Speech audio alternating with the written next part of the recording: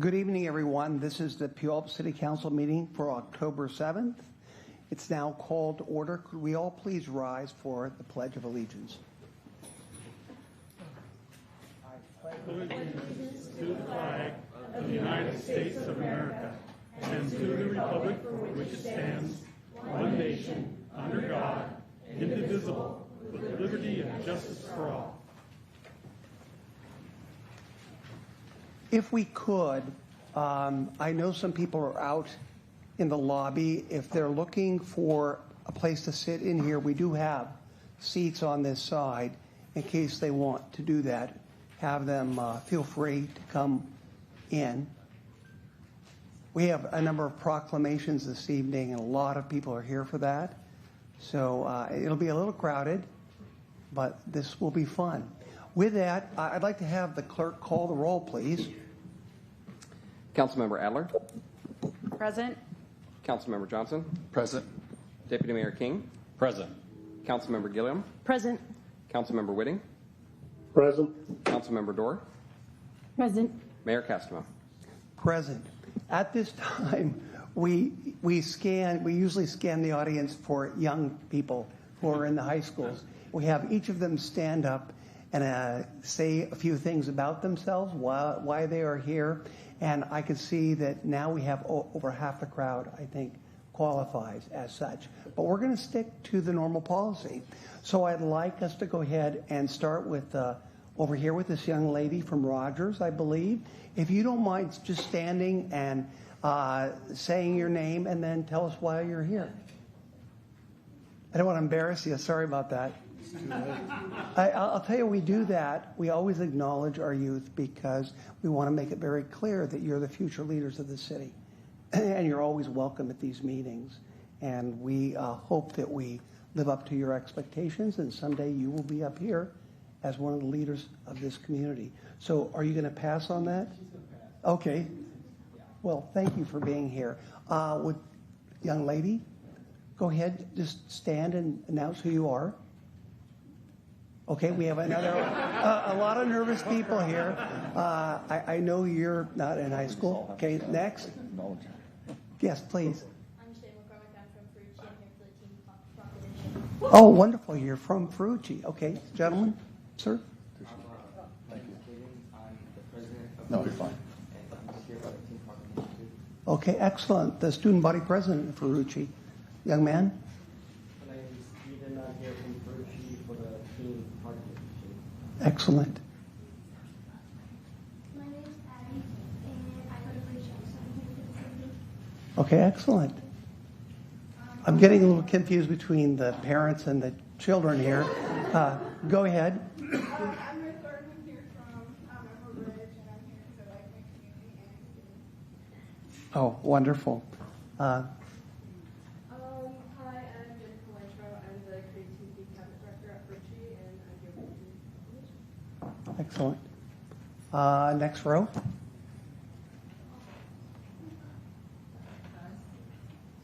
Is there anyone back there that would be in this? I see that. Oh, go ahead, ma'am.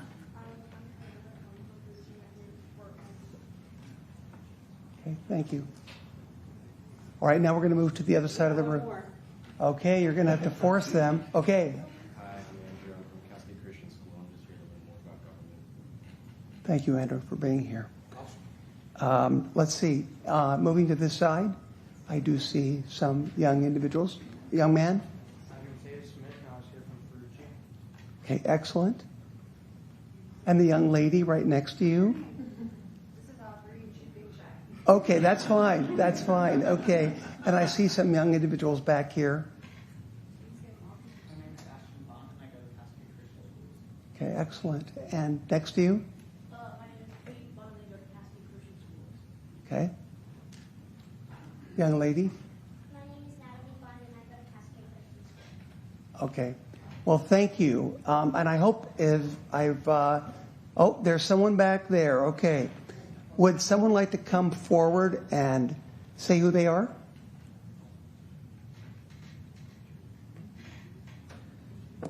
Oh, we have a scout. Go ahead. Hi, my name is Owen Johnson, and I go to Bonnie thank you. Thank you for coming all the way to Puyallup. Appreciate that.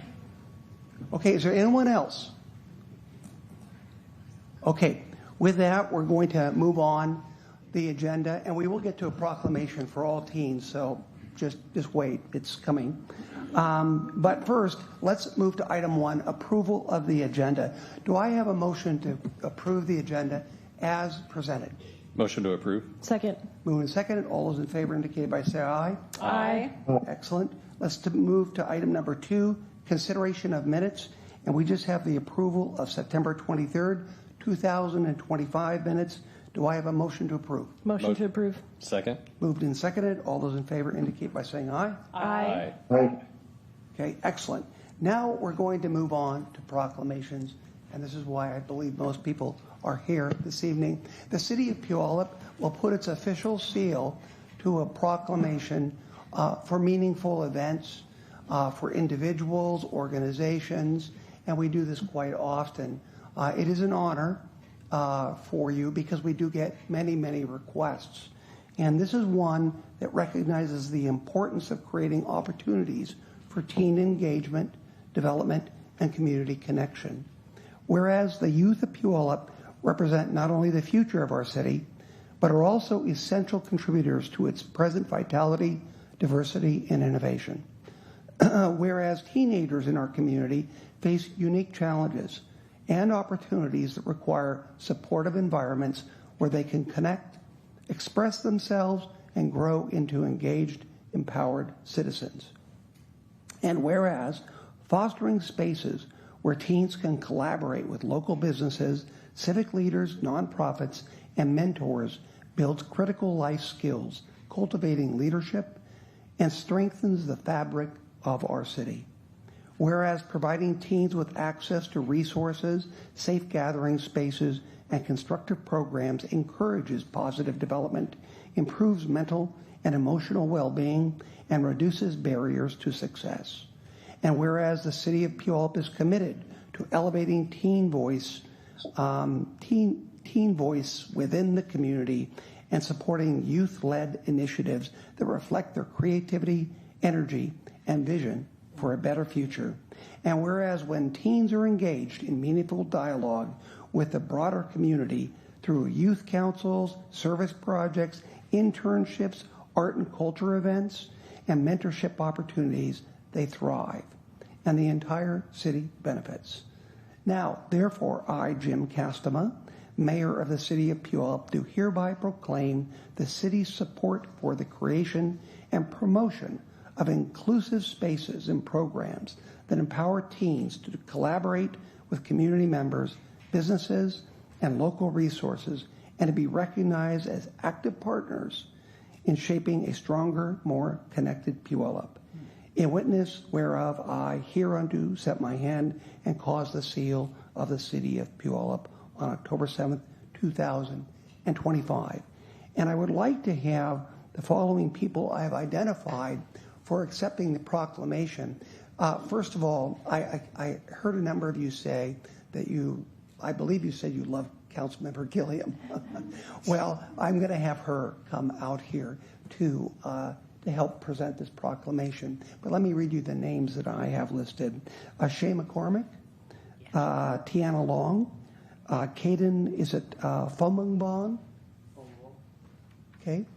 And Adeline Arnold and Edlin Arnold, Samuel Cathcart, and Danica Weintraut.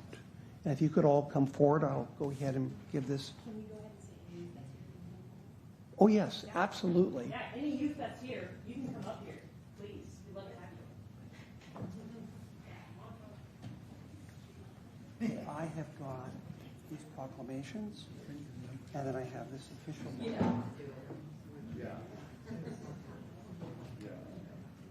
Okay, we could all move over here. Everyone over here.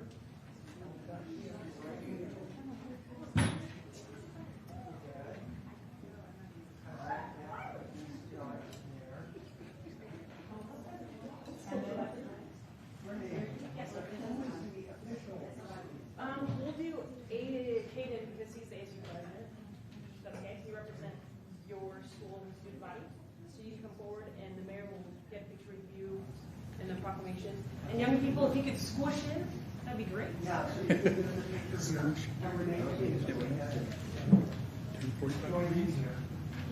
Oh, I think we're going to be over here, guys. We're at the look at that direction. You like us? Yeah, kind of central like this.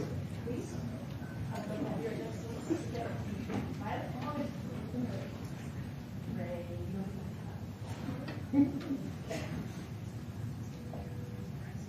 Okay, we ready? 1, 2, 3.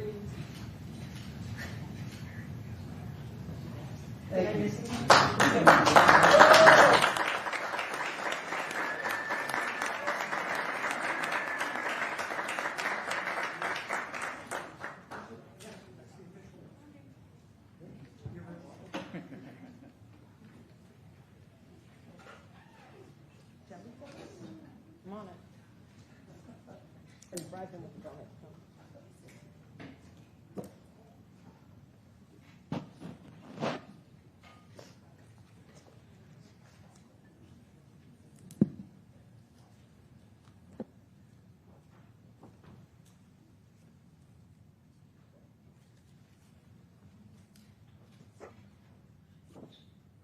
Here we go. The next proclamation is honoring the civic clubs for their commitment to our community, for their service and how they enrich our community. I've always been very impressed that we have so many service organizations in this community. They inculcate quite a sense of community, patriotism, ethics, morals, values from these organizations. And I think it's Puyallup is very fortunate to have that as one of the basis of institutions that really help this community grow and help us continue us in a very prosperous manner. So this proclamation is about honoring those particular civic organizations, clubs. Whereas the city of Puyallup is strengthened by the selfless dedication and civic-minded spirit of its community organizations. And whereas civic clubs such as Rotary Club of Puyallup, Puyallup South Hill Rotary, Kiwanis Club of Puyallup, Kiwanis Daffodil Valley, Veterans of Foreign War Post number 224, American Legion, Fleet Reserve, Corinthian Masonic Lodge number 38, Freemasons, Lions Club, the Daffodil Eagles number 2308. They've also, all of these organizations have demonstrated an enduring commitment to the betterment of Puyallup through service, generosity, and community engagement. And whereas these organizations have consistently contributed time, resources, and financial support to initiatives that enhance the quality of life for all residents, including youth programs, educational scholarships, veteran support services, public improvement projects, and outreach to underserved populations. And whereas the members of these civic clubs are volunteers who embody the ideals of service above self, making a lasting impact through community cleanups, fundraising drives, donation of essential supplies, and support for schools, parks, and public spaces. And whereas the city recognizes the importance of the social and cultural values these clubs provide by organizing inclusive community events, public forums, and celebrations that foster connections, camaraderie, and a shared sense of purpose. And whereas the city of Puyallup acknowledges and appreciates the leadership and contributions of these local civic organizations whose tireless efforts continue to inspire future generations to be active, compassionate citizens committed to community service. Now, therefore, I, Jim Castema, Mayor of the City of Puyallup, do hereby proclaim our heartfelt appreciation for the ongoing service and leadership to our local civic clubs, including the Rotary Club of Puyallup, Puyallup South Hill Rotary, Veterans of Foreign War Post number 224, American Legion, Fleet Reserve, Corinthian Masonic Lodge number 38, Freemasons, the Lion Club, Kiwanis Club of Puyallup, Kiwanis Daffodil Valley, and Daffodil Eagles number 2308. And we encourage all residents to recognize, support, and engage with these vital organizations whose contributions continue to enrich the civic life of our city. In witness whereof, I hereunto set my hand and cause the seal of the city of Puyallup to be affixed this 7th day, October 2025. So with that, I'd like to have the following individuals or more come forward. South Hill Rotary Curtis Thiel, Daffodil Valley Kiwanis Club, Mike Boyster and Scott Thompson, Puyallup Valley Kiwanis Club, Mike Boyster, I guess both there, and Norm Gherkin. Fleet Reserve Association, Northwest Region 104, Tim Moss. The Puyallup Eagles, Eric Kelm, I hope he's here. And the, let's see, also Steve Bannigan. And then the Downtown Rotary, and that's Norman. Oh, well, I think I have you down for the Kiwanis Club. Okay. Oh, well, I hope that's not an insult amongst you. Okay. Okay. Well, we'll have peace here. We'll have peace. The Downtown Rotary, Norman Gherkin. So if you could all come forward, please.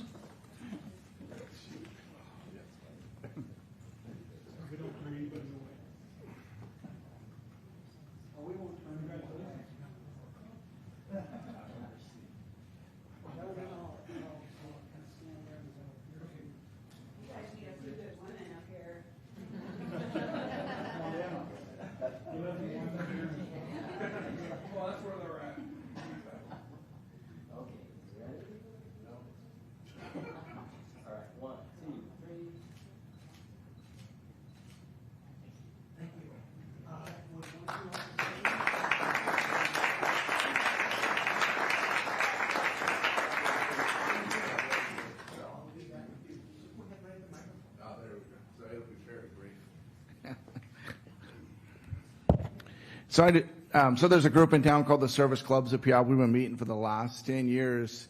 And the super cool thing about that is it actually represents all these groups that we meet once a month. We live in this amazing city called Puyallup, and we call ourselves the 1% Club. And we talk about issues, and we move, we try to make the city the best it can be. And we appreciate this opportunity, so thank you. Thank you, Curtis. Appreciate that. Yeah. Now, would anyone else, Norman, did you want to say a few words too? Oh, you would like to too. Okay, Mike, we'll all get the opportunity. Basically, I'll say basically what the Downtown Puyallup Rotary Club has done very recently. In fact, we're having a ribbon cutting on Thursday, this Thursday, at the public library, second floor. We basically, over the past few years, fundraised over $100,000 to provide a teen center at the Puyallup Public Library, and ribbon cutting is this Thursday at 4 o'clock. And so anybody that wants to come can go see us cut ribbons. And I know Renee's going to be there. Basically, Rotary has done a lot of things in this community that I'm very proud of over the years. I like the what do you call it, in the park there, the stage, yeah, the Rotary stage, yeah. There we go. And we all started back, we were chartered in 1948, and it all started with fundraising, and we bought land, and the land we deeded it over to the government, and that's where the first National Guard over on 5th Street and all that, that was land bought by our Puyallup Rotary Club. That was our first project back in the late 40s, early 50s. Thank you. Mike, I think you would like, and also Scott, what would you like to speak to? I'm a high school teacher, retired. I can always. You got to be careful because retired school teacher, retired pastor. Oh boy. Okay, you got to give us the time we have. Right. Well, we'll try to get out of here by 11 tonight. Okay, Is that perfect. Okay? I'll make it real quick. Okay. Okay, I just want to say thank you for the proclamation. I appreciate that. I'm Lieutenant Governor for the Mount Rainier Division, and so I somewhat oversee the Puyallup clubs.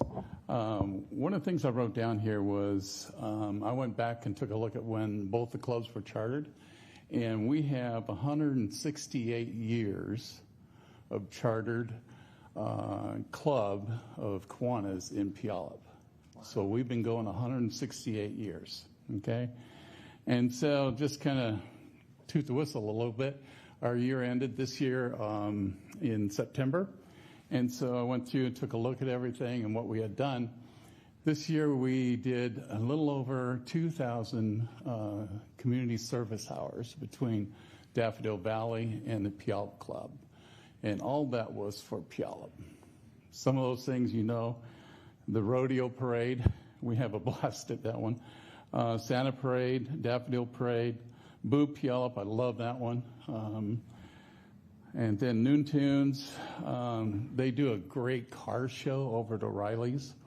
And so being and having the teens here, we also have a lot of people that work with our teens in our club. And one of our mantras is kids need Kiwanis. Okay? Thank you. Thank you, Mike. Let's see, Scott.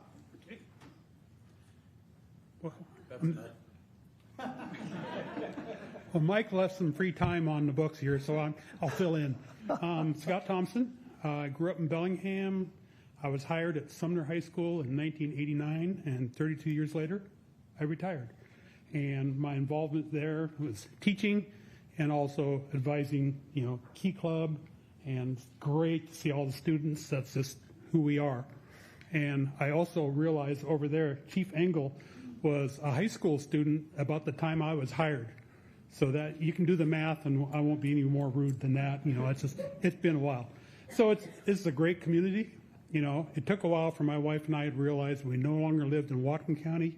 We live in Pierce County, and now we're Pierce County and we're Puyallup, and we're darn proud of it. So thank you much to everybody. Thank you. Anyone else from that group? Please.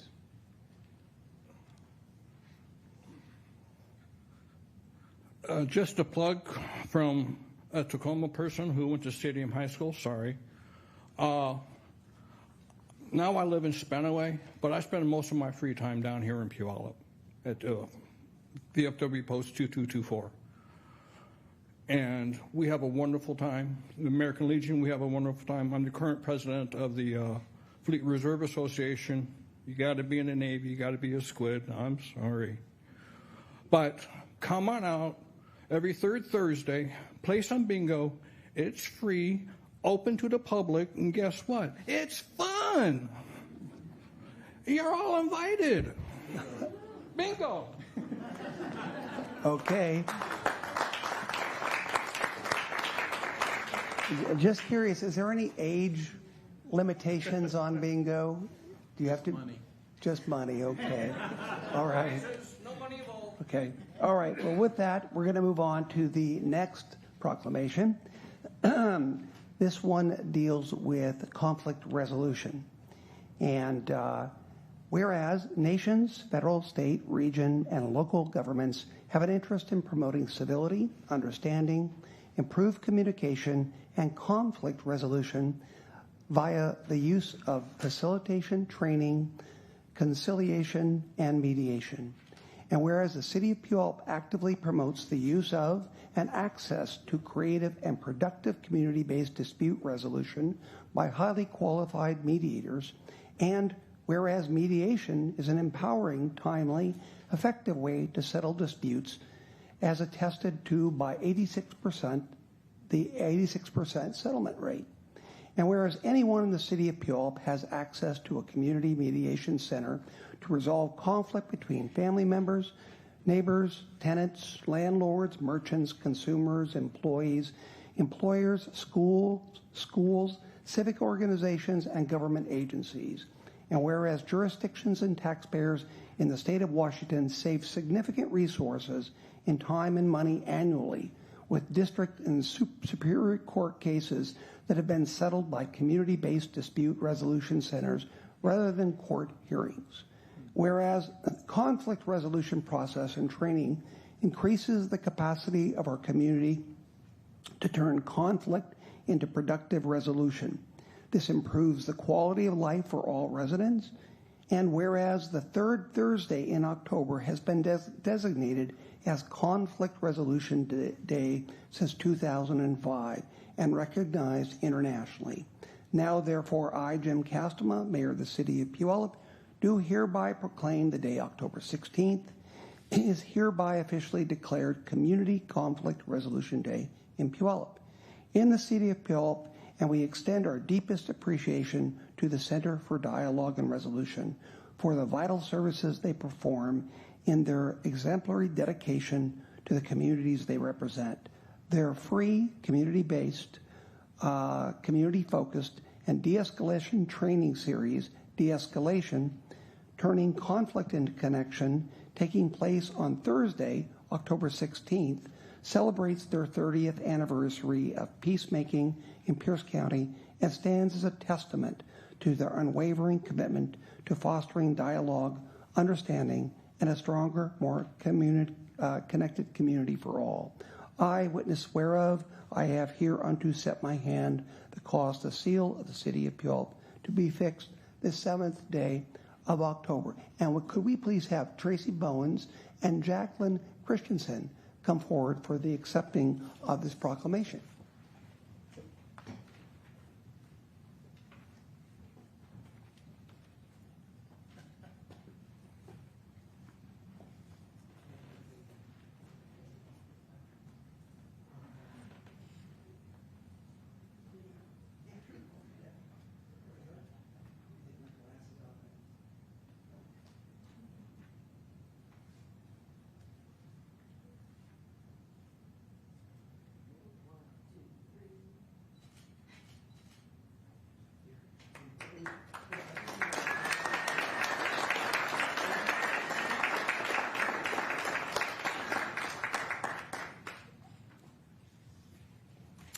Thank you very much. On behalf of the Center CDR, I am actually a certified mediator with the Center and as a volunteer, and my wife here, she's a donor. So we both work on both ends of the organization, and just want to thank the City of Puyallup and thank you, Mayor and the council members, for recognizing conflict resolution. We purposely wore Be Kind shirts because that's what we try to do in mediation. We try to encourage people to talk to one another, to try to resolve any issues that they may have in a amicable manner. And sometimes it's successful and sometimes it isn't, but we look at the ability just to be able to talk to one another, and that is the basis of what we try to do at the Center, is just to get each other, just to talk to one another and see what really is going on with the situation. So that is who we are at CDR, and thank you very much on behalf of CDR Center. Thank you. Thank you. Sounds like a very noble enterprise.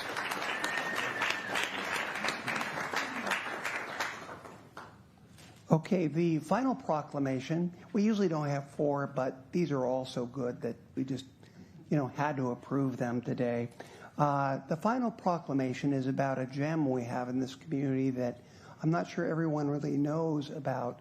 Washington State University Research Extension Center is at the edge of town as you go on Pioneer. Just before you go out of town, you will see a very large, some barns on the right-hand side, a lot of farmland.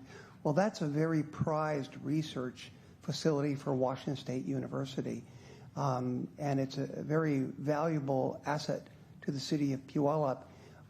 It happens to be also the center of Washington State's stormwater technology and development. It's the Washington State Stormwater Center, and I don't think a lot of people know that. Stormwater is an extremely crucial issue to deal with because it impacts our wildlife, especially the fish in Washington State, our streams, rivers, etc. So anyway, we'll have someone come up and speak to this, but I'll go ahead forward with the proclamation. Whereas stormwater comes from the precipitation that falls on hard surfaces and does not soak into the ground, becoming runoff. Runoff becomes polluted, tire wear, particles, vehicle fluids, fertilizers, pesticides, bacteria, sediment, litter, and or pet waste. As it runs along roads, sidewalks, parks, roofs, and lawns, and whereas runoff flows into storm sewer system that eventually flows untreated into waterways, rivers, streams, etc., whereas plants and soil filter water and improve water quality. On-site improvements such as porous pavement, stormwater ponds, native plants, rain gardens, and bioswales, and other best management practice help with pollution prevention and treatment in stormwater runoff. Whereas the Washington State Stormwater Center, located in Washington State University Research and Extension Center in Puyallup, is a leader in developing technology to prevent and mitigate stormwater discharge. Whereas by focusing attention on pollution prevention in stormwater runoff, Washington State will continue to meet the challenges associated with polluted runoff. Whereas Stormwater Awareness Week is an opportunity for local government, industry, and environmental organizations to recognize the potential of stormwater pollution prevention within our rivers, lakes, streams, and other water bodies. Now, therefore, I, Jim Castema, Mayor of the City of Puyallup, do hereby proclaim the City of Puyallup recognizes the week of October 6th through the 11th, 2025 as Stormwater Awareness Week. I, witness whereof, I have hereunto set my hand and caused the seal of the City of Puyallup to be affixed this 7th day of 2025. And could we have Lori Larson Pugh from the Washington State Stormwater Center please come forward to accept this proclamation?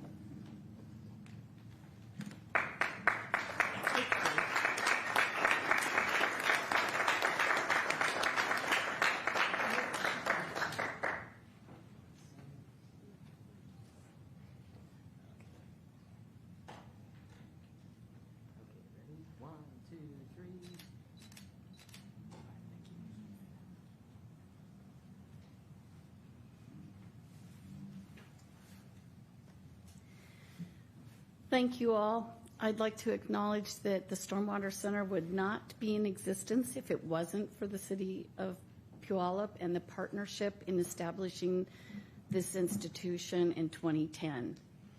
And this is just continued work allowing us to grow bigger and stronger and make a difference across the state of Washington in protecting our freshwater bodies from pollutant and contaminants. And to you students that are here, if you don't go into politics, stormwater is a great place to go, okay? We nerd out and have a great time, but there's all kinds of opportunities from in the field work to being engineers like Paul here, who we work with at the City of Puyallup. So keep that in mind as you move forward. And thank you again for supporting this organization.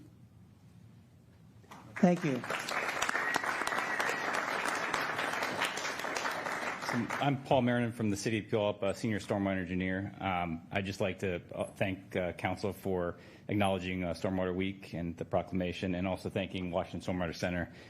As Lori said, we work hand in hand often, and she works, within the state, within South Sound, and with the city to ensure that we're all on the same page, working with the Department of Ecology and staying on task there, and setting up lots of trainings and just coordinating with us. I really appreciate everything that Lori does, and thanks again for the proclamation. Appreciate it. Thank you. Lori, is it possible, I understand that there's some groundbreaking research from the Stormwater Center dealing with tire, am I correct, chemicals? Correct. Could you come up to the microphone? I heard the other day this is like world noted research and could, really impact the environment. And by the way, this, technology or this science was found right here in Puyallup. Please. What Jim is talking about is a chemical that's been named 6-PPDQ or QAnon, and it was identified by Dr. Jennifer McIntyre at University WSU and Ed Kaloge at the University of Washington, Tacoma. These are two world-renowned researchers that discovered this, and it's from tire wear. When the tires hit the road, there's a chemical in there to prevent the ozone, and through its connection, it changes its chemical form, and when it hits the ground and runs off into freshwater bodies, it is toxic and deadly to our salmon and other aquatic species. So the research has gone on. Once this was established, it took off throughout the world. So there's other countries studying the same chemical and how to prevent it. The tire industry actually partnered with the researchers, and they're looking at alternative chemicals for tires to prevent this in the future. So that's what Jim is referencing. And like I said, opportunities for research for students in the future. So you gave the students the option, politics or stormwater, right? Okay. Well, okay, we won't say who's going to win on that one. So thank you very much. So now I want to thank all of your patience and hearing all those. It's exciting to celebrate these great assets we have in our community. With that, we're going to move on to citizen comments. And if you do not desire to stay for citizen comments, you don't have to. You feel free to leave if you'd like. But with that, I'd like to have our city clerk read the guidelines, which we do every time for citizen comments. This part of the meeting is for general citizen comments. Please reserve any public hearing testimony to that section of the agenda. The mayor will call on those who have provided their names in advance. Then the mayor will call for other citizens who wish to speak. For the record, please state your name and address or city council district in which you reside. Please direct your comments to the council as a whole, not individual council members. All comments are limited to 3 minutes. The clerk will provide verbal notice when only 30 seconds remain. As a reminder, this portion of the meeting is council's opportunity to hear from the community and not a time to engage in debate. Lastly, per state law, this public comment period cannot be used to speak in support of or in opposition to a ballot measure or individual candidacy, and no such comments will be allowed. Okay, with that, we'll go ahead and start with the first person who submitted one of these forms.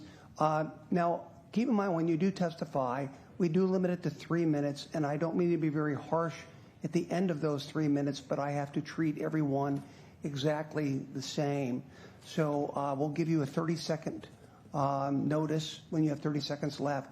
But when you do hit 3 minutes, I will interrupt you. I don't mean to be rude, but again, requires that I treat everyone equally.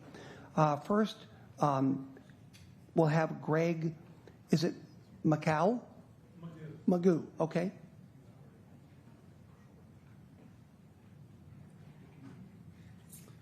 Hi, my name is Greg Magoo. I live at 614 2nd Avenue, right here in downtown. As you guys are probably aware, a teenager was hit in front of my house yesterday. I've been trying to get stop signs, speed bumps, anything that we could get on that corner of 2nd and 7th for some time now, but I have to get 94% of my neighbors to sign a petition before I can bring it to you guys, which is extremely hard. There is no stop sign from Valley Avenue until you hit Main at the light. So if you think about that, there's 3 crosswalks and a school, and there's no stop signs. There's no speed bumps. This is the second teenager that's been hit in front of my house in the past, I'd say 4 months. And there's accidents there all the time. I would like you guys to have someone come out and look at this. When I was talking with the police officers that were in front of my house yesterday for almost 4 hours, they know that 7th Avenue is an issue. And I commend you guys for your quick response yesterday. And nobody should have to see what myself and my neighbors saw yesterday with this young man on the ground. And we don't know if he's okay. But I'm asking you guys to update this policy where I don't have to have 94% of my neighbors sign a petition. There's, again, like I said, when you're coming up 5th, as soon as you come across the bridge, Veterans Bridge, and you're coming towards Main, people cut through our neighborhood, which is 2nd, 3rd, and 4th at high rates of speed.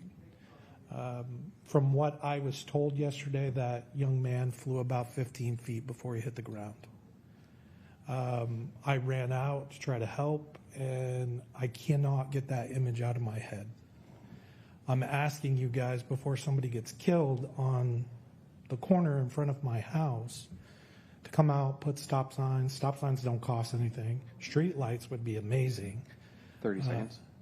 I wish you guys would change the policy. I know that's a lot to ask, but no parent should lose their child because there's not a stop sign. Thank you. Thank you. A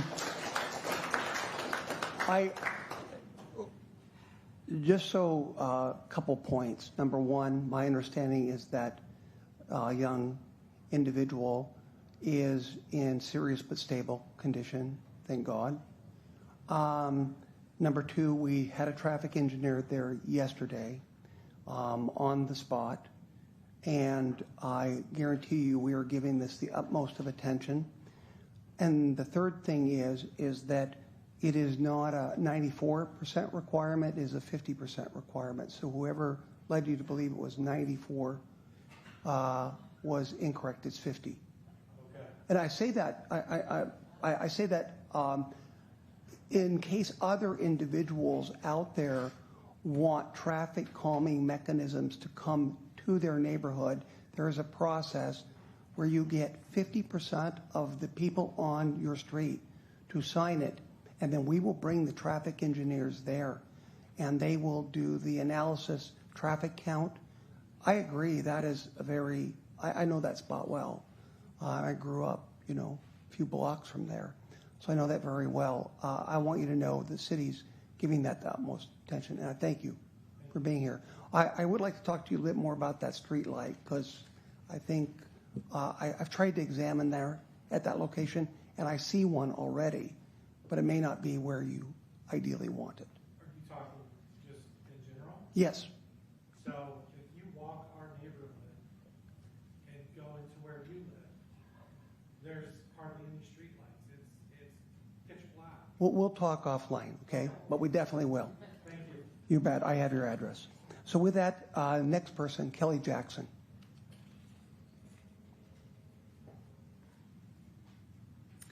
Hello, my name is Kelly Jackson. I live at 611 4th Avenue Northeast, which is 2 blocks away. We also, experienced the situation yesterday. I walk my dog in that neighborhood every single day, and there's no sidewalks on a lot of those streets. So you're forced to walk either in someone's yard or in the road, and people do just come flying down. I'm one of the first streets that you can turn down to avoid going up 5th, and people will peel into our neighborhood. We have 2 teenagers at home that we still like to encourage to be outside, and it's worrisome with the traffic. It's also a little worrisome for us with the safety of the trails and the parks in the area. Veterans Park that was mentioned almost never has children in it. It's almost always people using drugs, and that's not what we want our kids to be around. Even trying to use the trail on the opposite side, last time we tried to take our kids there, someone was smoking drugs underneath the overpass. So we're inhaling whatever it is that they're smoking. So really my concern is for the safety of that neighborhood, both with the traffic and with policing the area and what's going on that trail. So, yeah. Thank you, Kelly. Very familiar with that situation. Jim Couch. Jim Couch, I'm 615 3rd Avenue Northeast. I'm 1 block up. I can see that intersection from my house. I've been there since 1984, so this is not a new problem. Over the years, I've talked to one city engineer, and I've talked to several police officers about this. I've personally had 1 dog ran over, seen multiple car wrecks, 2 bikers hit, and I wouldn't call them accidents. They're incidents because they're preventable. I think something should be done about it, and I agree with the suggestion that we put a 4-way stop there I think that's a good, easy stop. I think maybe a caution sign as you come down 2nd Avenue and turn, something to get people to slow down, maybe change the speed limit. You're going to need to saturate it with police every once in a while. I've offered to let the police park in both alleys. I've got 2 alleys on my side. If they sit on the alley between 3rd and 4th, they'll see the guy gun it as they come around the corner. Those are just short-term things. Maybe the lights can be timed better going across the tracks there, where they back up sometimes all the way to Priscilla. I mean, all the way to Valley Avenue, it gets backed up. And it's all exponential with the growth of Puyallup, right? In 1984, you didn't see as much traffic. It wasn't as bad. But as the city grows and gets bigger, this problem's going to get bigger. It's not going to go away. So, again, I appreciate that at times after we've commented, I've had a police officer there, and that really helps. They can only do so much. It's more of an engineering traffic problem, and it needs to be addressed as soon as possible because it's just another incident waiting to happen. These aren't accidents. Thank you. Thank you, Jim. Oh, Andralyn Izquierdo. Yes, Izquierdo. You got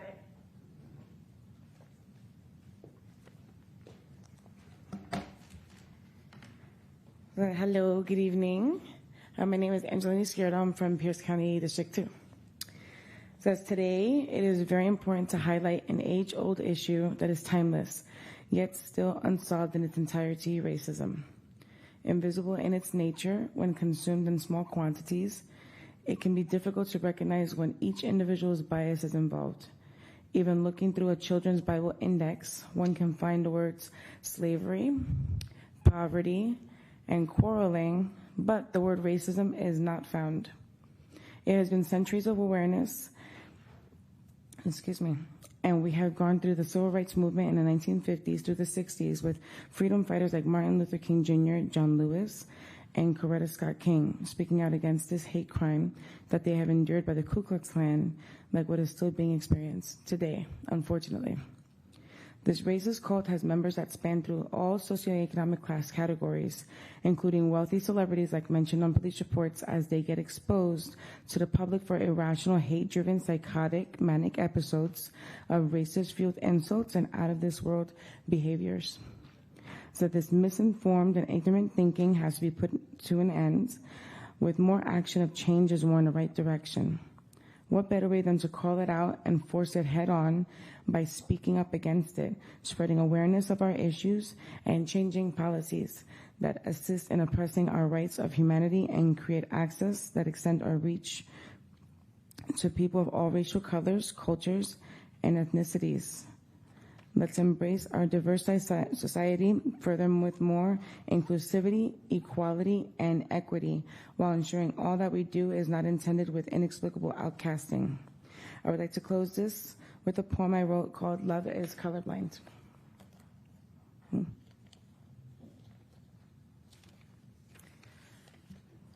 We see no difference in differences.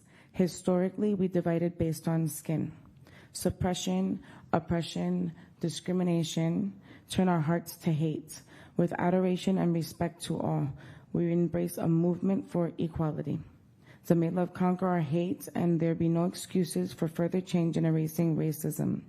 I hope to see Latinas, Latinos, Hispanics, and maybe even Hispanicas be more included along with the others too. Thank you for letting me speak this evening. Anne, thank you. Mm-hmm. The next person is Paul Romich.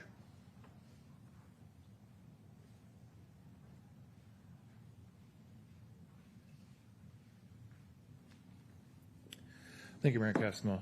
Paul Romich, District 1. As you know, or if you've attended previous sessions here, I've been working with Forever Green Trails to help raise funds for the community support fund for the missing link of the Riverwalk Trail. This Forever Green Trails is a Pierce County-based nonprofit dedicated to securing grant dollars for Pierce County trails. And right now their focus is on Puyallup and the Riverwalk Trail. And I mean, I was going to speak on this regardless, but it's kind of obvious why we need to have some options for active transportation and vulnerable road users that are conflict-free along within our city, right? Not just the Riverwalk, but throughout the city. But the Riverwalk, connecting that would create an east-west spine, which would be excellent to kind of build off of as part of a network. So, anyways, the status of the fundraiser, we're currently at 10,000-ish, about out of 15 for our goal. With $15,000, Forever Green Trails was able to secure over $3 million in grant dollars for Edgewood. So, we're targeting the same numbers there to give our grant applications the best bang for a buck. Moving on to my second part of my comment. If you want to contribute to that, check out the Forever Green Trails website, or you can just ask me. I can show you. But anyways, the second part of my comment is I want to talk about a little thought I had a while ago, and kind of one that came to mind as I was riding the Riverwalk Trail this morning, is Northeast Puyallup is named a overburdened community for air pollution. And it's very prominent in the morning when we have the fog hanging over. It's very prominent on the 5th of July when you can smell the fireworks into the afternoon from the night before. And we have this area includes outside of city boundaries on the east side. And that overlaps a bit of a contentious project. And I think, for a legislative priority, I think from a non-budgetary thing would be maybe getting, as part of the Climate Commitment Act, some legislation that helps reduce truck idling within overburdened communities. And I think that would be very helpful for Puyallup and maybe our goals as a city when we consider land use planning over the long term. So I think that's it for me. If you do I do urge you all to contribute to the Forever Green Trails grant fundraiser, as that is important. Thank you. Thank you, Paul. With that, I have now finished. I've exhausted the notes that I have here from people requesting to speak. Is there anyone else, however, who would like to come forward? Okay. Seeing no takers, let's move on to, and by the way, thank you for your comments this evening. Well taken, and I appreciate them very much. We're now going to move on to what's called the consent agenda. This is a list of items that are non-controversial and that we make one vote and it approves them all. Now, having said that, are there any of these items that any member would like to have set aside for individual discussion? And if there are none, do I have a motion to approve the consent agenda as presented? Motion to approve. Second. Okay, it's been moved and seconded. All those in favor indicate by saying aye. Aye. Okay, excellent. Let's move on to number 5, which is resolutions. Approve a resolution declaring and retiring Puyallup Police Department K-9 Auto to be surplus to the needs of the city and transferring ownership to Officer Andrew Bond. That's great. Puyallup Police Chief Scott Engel, could you come forward and introduce the resolution? Good evening, Mayor Castema, members of the council. Scott Engel, Chief of Police. I'm going to ask Officer Bond and Officer Otto to come on up here. Oh, he will steal the show for the rest of the night. This is the best part of the meeting. So we're before you tonight with a resolution retiring K-9 Otto from service. K-9 Otto was a narcotics dog with his handler, Officer Bond, since 2019. They came in service, I believe, in March. And Otto is is ready for greener pastures. He lives with the Bond family, and they are here in the back of the room. I want to recognize them and thank them for being here. K-9 Otto and Officer Bond have been a force to be reckoned with on the streets of Puyallup, but also in the greater Puget Sound region. They have committed 1,335 hours to training. In their time on the streets, they have deployed 324 times. And those 324 times have not been just here in the city of Puyallup. They've been with our neighboring agencies, other law enforcement agencies up and down the I-5 corridor, to include our federal partners at the DEA, the FBI, the ATF, Homeland Security, and the Postal Inspector. And through all of those deployments, Otto and Officer Bond, I'm going to run through some things that they have found over their career. Starting with methamphetamine, 215.36 kilograms of methamphetamine, and to give you a reference, that's a lot of drugs.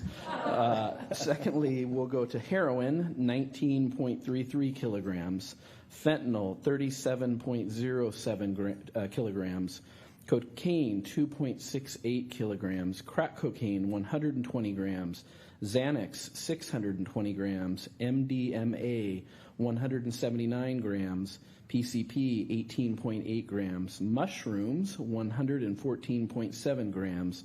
And the last two stats I'll share with you before I talk about Otto and Officer Bond here in just a second. Through their work and working with detectives, we commonly come in contact with currency that we believe is involved in narcotics sales, narcotics trafficking. And during Otto's career with Officer Bond, they have seized $238,000 over those nearly 6 years of service. And then also during that time, they have seized 22 illegal firearms, guns off the streets during that 5-year period. So Otto is moving on to retirement. They have been a tremendous team for the city of Puyallup. Officer Bond is certainly one of our top performers. He is a go-getter from the start of his shift to the end of his shift. He is out there every day fighting crime in the city of Puyallup and has brought Otto to the forefront of many, many arrests. They have been a great resource to our drug task force that are here in Pierce County. As you know, our focus as a department and our focus with our drug task force is to look for those who are dealing in our community, bringing drugs into our community, trafficking drugs into the Puyallup area. And that has been Otto and Officer Bond's specialty, has been to find, as you can see by the numbers that we just talked about, large loads of drugs coming into our community. Officer Bond, because Otto is retiring because Officer Bond is moving into a new canine position as a generalist. And so he will be taking one of our new tracking dogs that will be coming online in 2026. They're due to leave here shortly to Alabama to select a new canine dog. And with that, Otto will be retiring. The resolution before you tonight, Mayor Cassima and members of council, is our standard resolution that allows Otto to go from the city of Puyallup to Officer Bond and his family and live the good life at the Bond home in retirement with his family. Again, our sincere appreciation to Otto and Canine Otto and Officer Bond. And behind every great officer is a great family, and thank you to their families for supporting Officer Bond for these last nearly 6 years with Otto. I'm going to turn the floor over to maybe Otto, but definitely Officer Bond, to say a few words. I just want to say that I appreciate the opportunity to have this canine partner. My family can attest that he has spent more time with me than he has with them for the last 6.5 years. And I look forward to letting him live the good retired life. So can I ask a question? I believe you said, is Otto 6 years old? He's been in service for nearly 6 years. Andrew can answer that. Yeah, he just turned 8 a couple weeks ago. Turned 8. So we've been on the road together as a team for 6.5 years. So just so I know, in human years, when you I want to see the retirement age where he's retiring. Yeah, he's getting a better deal. Is he getting a better deal? Okay, I just want to know what his retirement age is. That's all. Excellent. Can I ask, what is that in his mouth? Is that actually just a toy? It's a toy. There's no functional nope point with sensitivity, etc. Can you mind if we give Otto a hand of applause? Sure. Okay.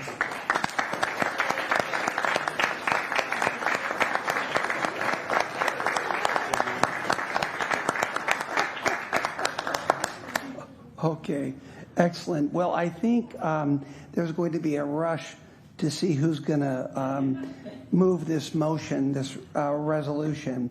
But I am open to someone moving having a motion to approve the resolution declaring the retiring of Police Department Canine Otto. Motion to approve. Okay, Second. I won't even have to finish it. I knew that. Okay, with that, any discussion? Hearing none, Otto, you have a new family to be with permanently. So all those in favor indicate by saying aye. Aye. I won't even bother with the opposed.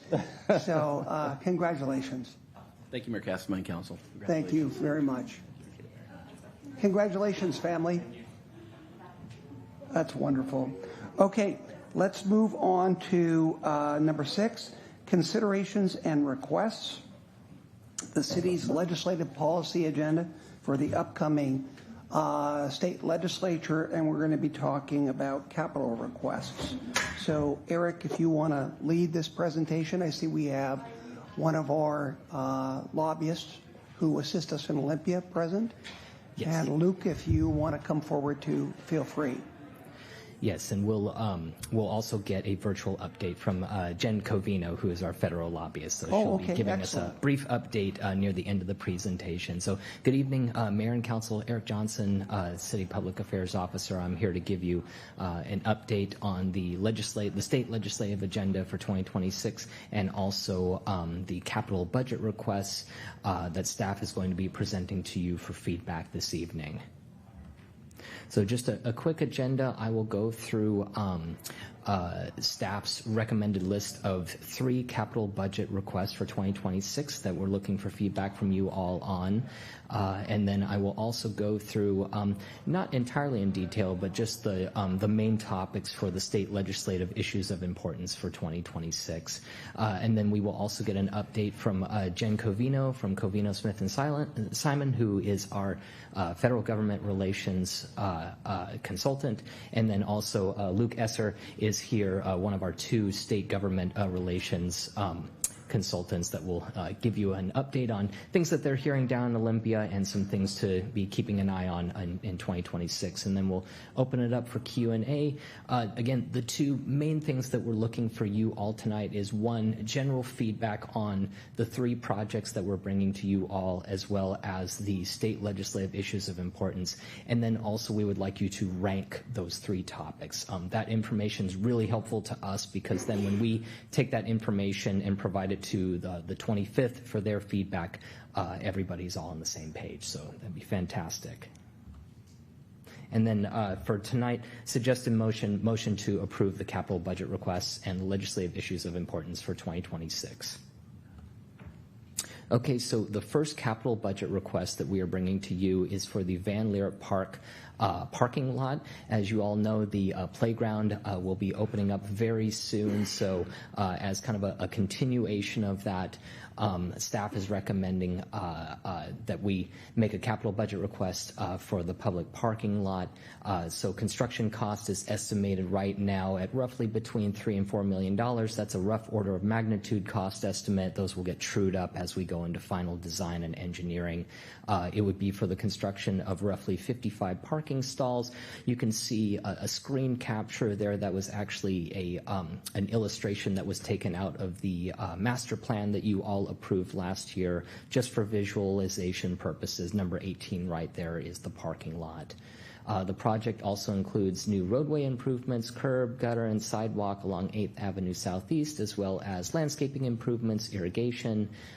Design is currently set for 2026 with construction anticipated to begin in 2027. We would be requesting $350,000. Oh, go back. We'd be requesting $350,000 towards final design and engineering of the parking lot project. The second capital budget request, you all may see this. This is very familiar. This is from the wayfinding signage plan. We would be asking for construction funding of one of the 2 gateway arches over Meridian that you all approved as part of the wayfinding signage plan. We will be asking for construction funding of the north location, which is on Meridian, just south of the 5th Avenue intersection. Engineering design, we are currently negotiating a scope of work with our consultant consultant MIG to go into final engineering design in 2026, with construction estimated to begin in 2027. There would be some streetscape improvements as part of the installation of the gateway arch, such as new sidewalk, curb, gutter. We would have to upgrade one of the signal cabinets at the 5th and Meridian signal right there, so that we can get power to the gateway arch, and then also bulb outs at the gateway arch with a landscaping area. So we would be requesting $1 million towards construction of that gateway arch. And then the third project, this is something very familiar to you all, the 4th Street Northwest Stormwater Project, which is the installation of a new large diameter stormwater main connecting downtown with the Puyallup River. We would be asking for construction funding of the next phase, which is phase N2B. We are currently in phase N2A. N2B, you can see on that map, is that orange section right there on 5th. That's roughly from Stewart Avenue south on 5th across the tracks to roughly the Sound Transit Garage. We would be using a trenchless method to bore underneath the railroad tracks. Design is currently set between 2026 and 2027, with construction estimated to begin in 2028. Total cost of phase N2B is roughly $3 million. That'll get trued up as we get closer into the final design and engineering. We would be requesting $1 million towards that phase of the project. And then the legislative issues of importance. Again, I won't go through all the details of this, but I'll just kind of hit the main topics. Public defense standards, support providing direct financial assistance to cities in the wake of the recent state Supreme Court decision, which lowered public defender caseload standards. Maintain funding for the SR 167 Gateway project. As you all may know, WashDOT just started work on the shoe fly over there at Valley and Meridian, so making sure that the state maintains funding for that project is a priority that we carried over from last time. Land use zoning mandates. Oppose state legislation that would mandate highly prescriptive land use regulations on local governments. Behavioral and mental health resources. Support creating greater access to behavioral and mental health services, and increasing funding to support communities' efforts in establishing response programs like our designated crisis responder through the Puyallup Police Department. Removing barriers to condominium construction. Support condominium liability reform aimed at lowering regulatory barriers associated with building affordable condominiums while maintaining consumer protection. Increase state funding for Basic Law Enforcement Academy. Increase state funding by covering 100% of the city's cost to send a police officer recruit through the Basic Law Enforcement Academy, the BLEA. Infrastructure and transportation investments. Expand and preserve state funds for local jurisdictions to use for critical infrastructure investments, such as continuing to maintain and expanding funding for the Public Works Assistance Account and other state funding or grant programs that assist cities with water, sewer, and stormwater capital improvements. And then finally, increase funding for removal of trash and debris on state highways. Consider allocating additional funding to WashDOT and the Department of Ecology for the removal of trash and debris along the SR 512 and 167. And then I will go ahead and transition over to our federal lobbyist, Jen Covino. Jen, are you there? Hey, good evening, everyone. Yes, I'm here. Can you all see and hear me okay? Yep, we can see you. I'm going to transition over to Jen, who's going to give us an update on what's going on over in Washington, D.C. And then after that, we will go to Luke Esser, who will give us what's going on down in Olympia. So, Jen, I'll turn it over to you. Great. Thank you so much, Eric, for that introduction and all your help coordinating this presentation tonight. I was tasked with providing an update to you all about what's happening in D.C., but unfortunately, I think my comments are going to be largely focused on what is not happening at present right here in Washington, D.C. So we are now about a week and a half to a partial federal government shutdown, and just wanted to share some perspective about both sides' demands, how this may impact local government operations, and then the ongoing work of the Trump-Vance administration, despite the issue at hand with the lapse of appropriation. So just for perspective, our longest federal government shutdown in history was 35 days. And if past precedent holds, traditionally that would bring us into the first or second week of November if this were to really, be modeled on those long-term conflicts we've experienced in the past back here. I will share with you, a lot of folks have been asking us to look into our crystal ball to see what are the potential off-ramps here. I will share that the minority perspective on this, there are sort of twofold demands coming from congressional Democrats.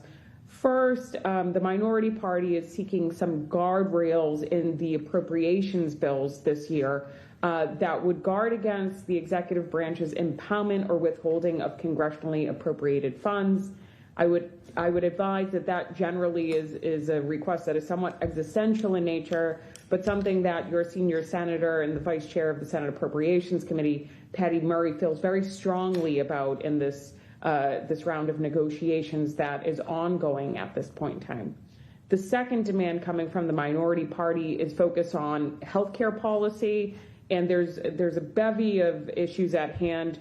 Democrats are concerned that some of the reforms that were included in the One Big Beautiful Bill Act, that's the budget reconciliation legislation that was passed and enacted into law earlier this year, has reforms to Medicaid that are going to affect coverage over time. I will tell you, those changes are on the horizon and a little bit more long-term in nature. The more immediate and urgent concern that the Democrats have at this moment in time is related to the ACA premium tax credits that will be expiring at the end of this year.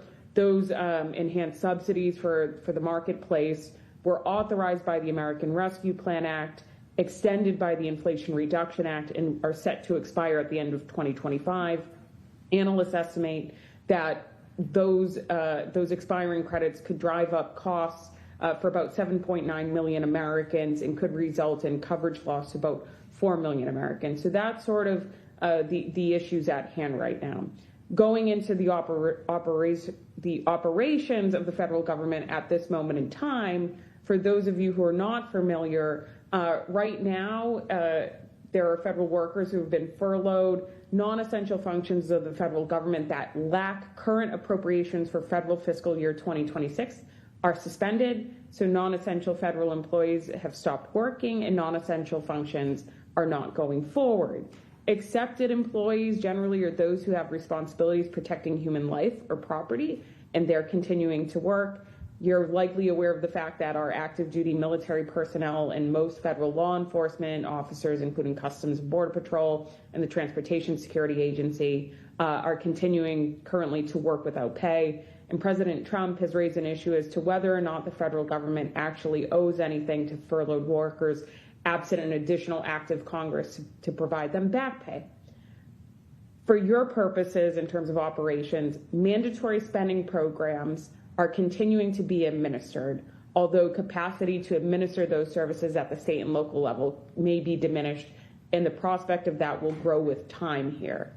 Discretionary programs or competitive grant programs that lack appropriations for this year are not being reviewed, and agencies will not put out new notices of funding opportunity during this interim period until we have a resolution. I would note that mandatory spending covers a lot of the functions of the U.S. Department of Transportation. You'll also see, multi-year advance appropriations moving forward. And just for perspective around where agencies are at with regard to capacity right now, the VA has 3% of staff furloughed, DHS 5%, Department of Transportation is at 22% of employees being furloughed, DOJ is at 11%, HHS is at 40%, that's the Department of Health and Human Services, Agriculture is at 49%, Energy is at 59%, the Department of Housing and Urban Development is at 71% furlough, Labor is at 75% furlough, Commerce 81%, Education 85%, and the Environmental Protection Agency is at 89% of furlough. Only 11% of their staff is functioning right now. With all that being said, it remains to be seen how long this shutdown is going to last, but traditional pressure points are typically the first missed paycheck of the federal workforce.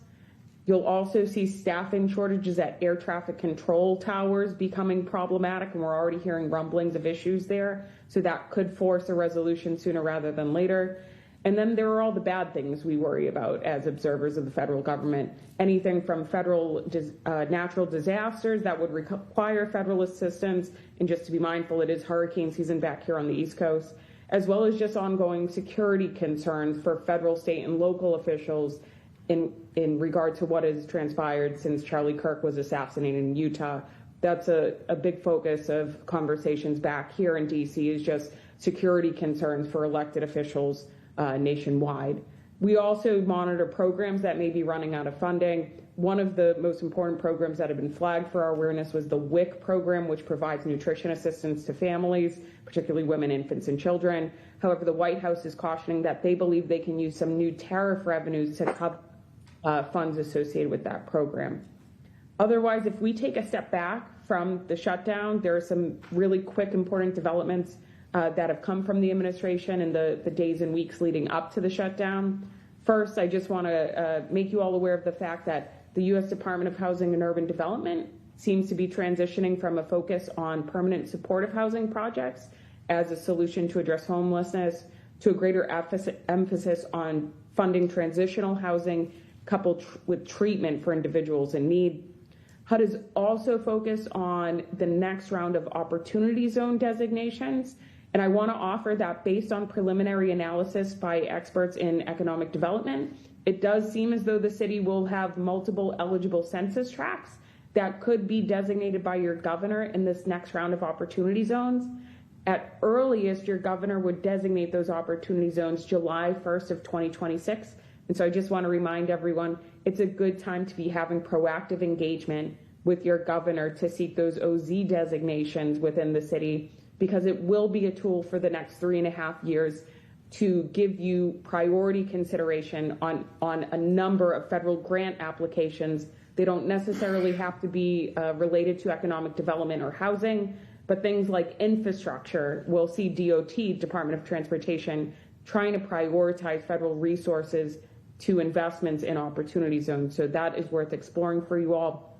And then the National Guard deployments that we're seeing in cities elsewhere, I believe that is forcing hopefully a helpful conversation focused on public safety over the weeks and months ahead.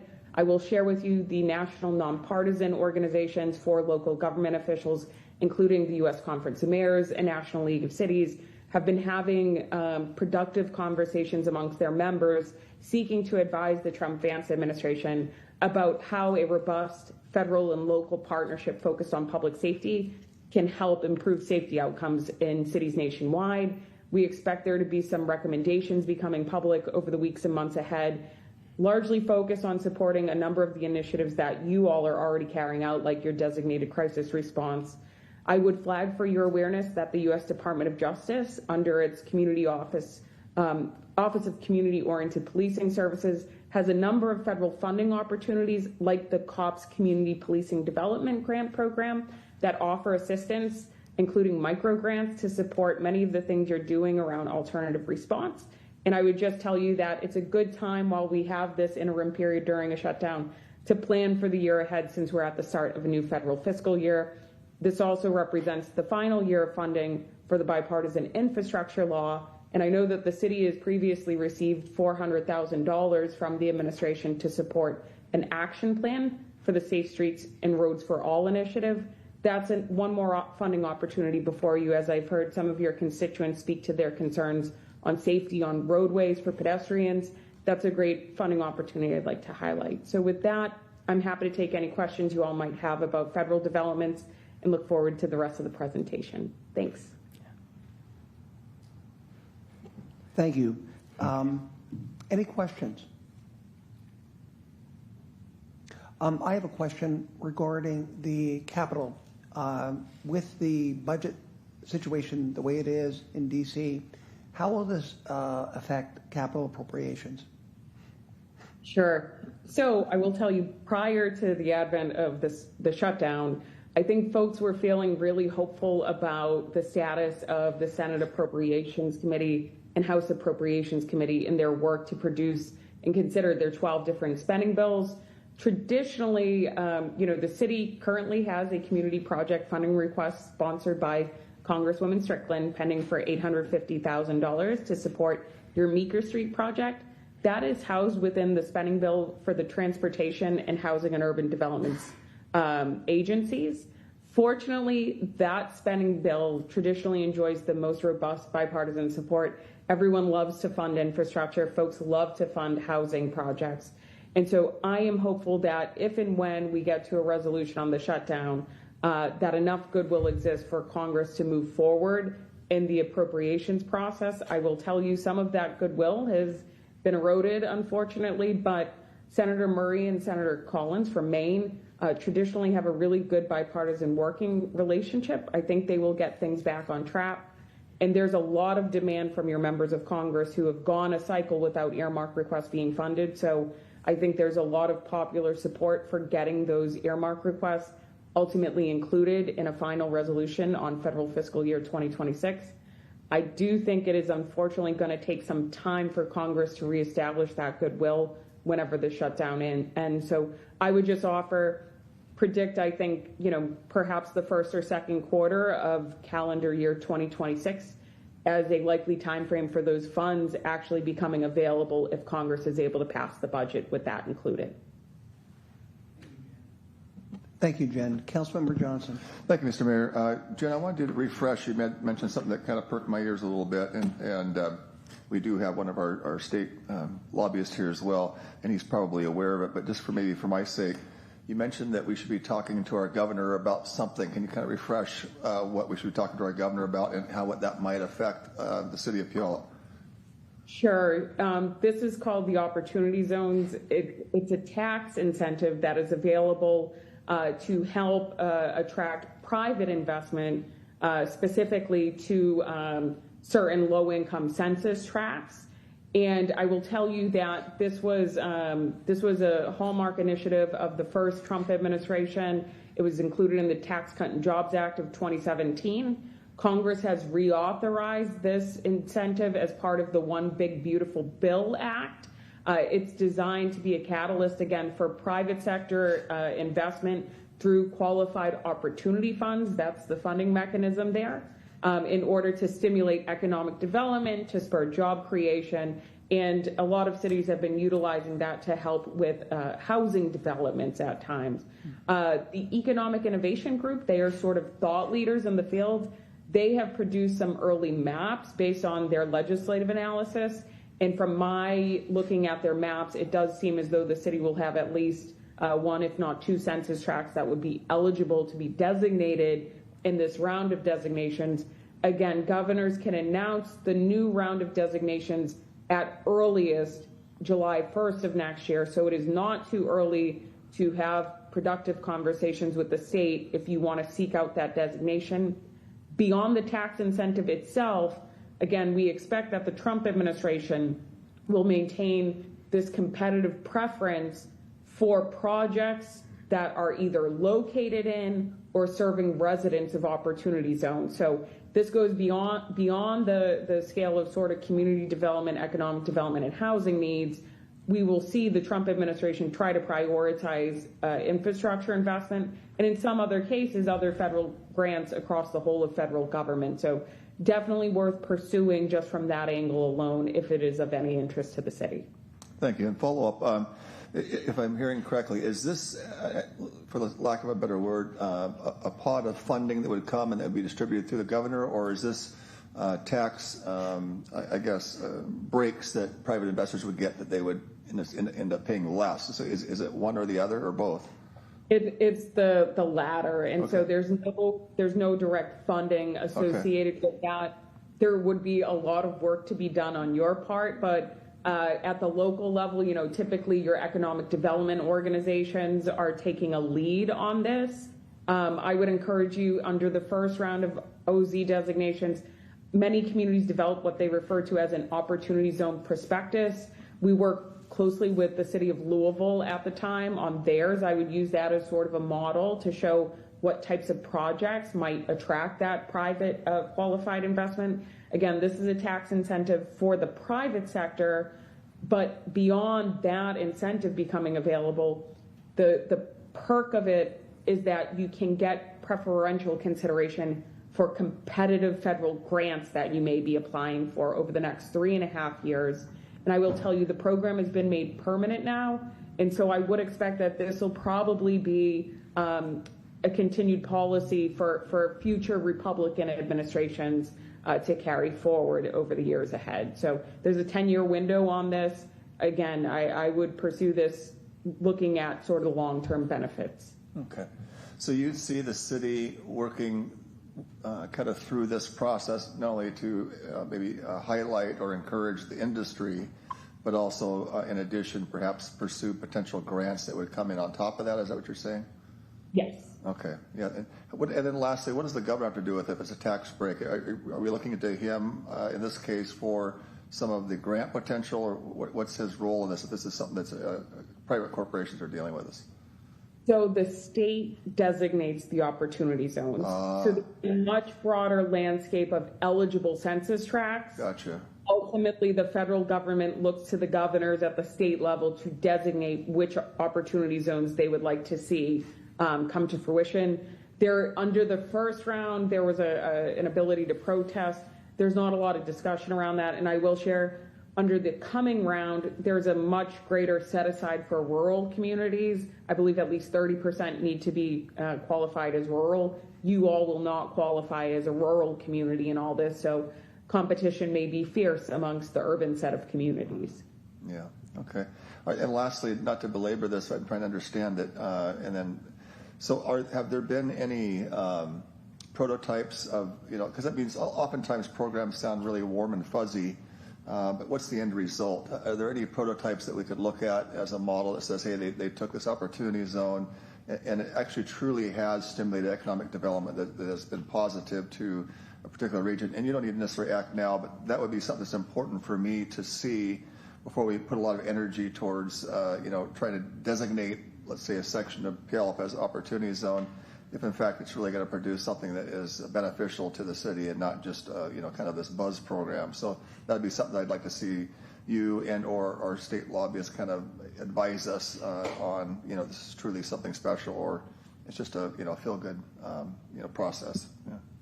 Yeah, I would say through the end of 2022, the Economic Innovation Group, and I've worked with them over the years, and I trust their analysis. Their number through end of 2022, that would be a 5-year window after the TCJA was enacted. They measured that $89 billion worth of qualifying equity investments had been made across 5,600 low-income neighborhoods across the United States, suggesting that the designations ultimately would have yielded $100 billion. And so I will tell you, though, from the cities, the local governments we represent, and their level of involvement, I think the level of investment is directly proportional to the amount of effort that the elected officials and staff put into sort of going out and seeking these investments from the private sector. I will tell you, it's not magic. You got to earn it. But again, to the extent that the city is aware, at the very least, that you're going to be applying for federal funding, particularly around housing or infrastructure, it does have its advantage in that regard. Yeah, thank you. Last question. Again, I'm sorry, I said it was going to be last, but you just hit another key word I want to touch back, because we're going to talk about, I think, some infrastructure priorities on our state.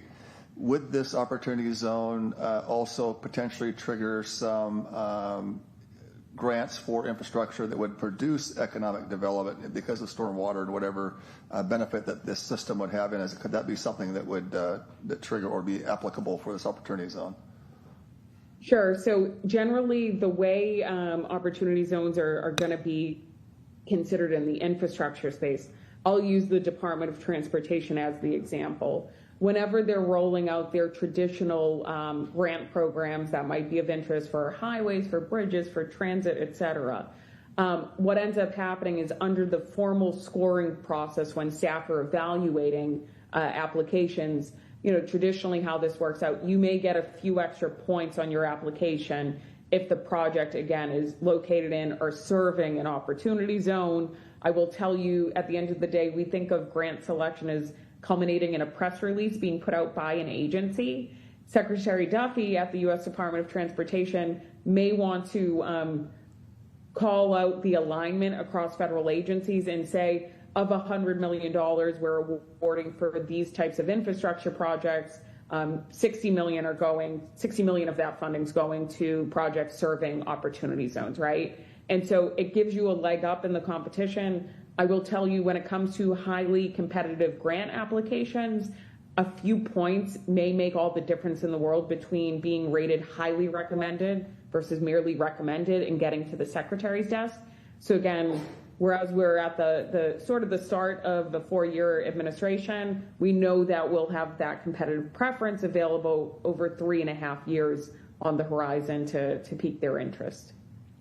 I think that gives me a lot of information. Thanks for filling that in, because it did perk my interest. I still may offline get more information, but I'm intrigued by it. Thank you. Jen, you mentioned, I believe one of the last points you mentioned was it wasn't traffic mitigation, but it was, you said, projects that deal with roads, even on a city level. Am I correct? Could you just briefly familiarize us with that? Because you even heard this evening, people, Puyallup's tremendously impacted by the through traffic, people coming through to other places, and it's severely impacting our neighborhoods. Could you expound a little bit?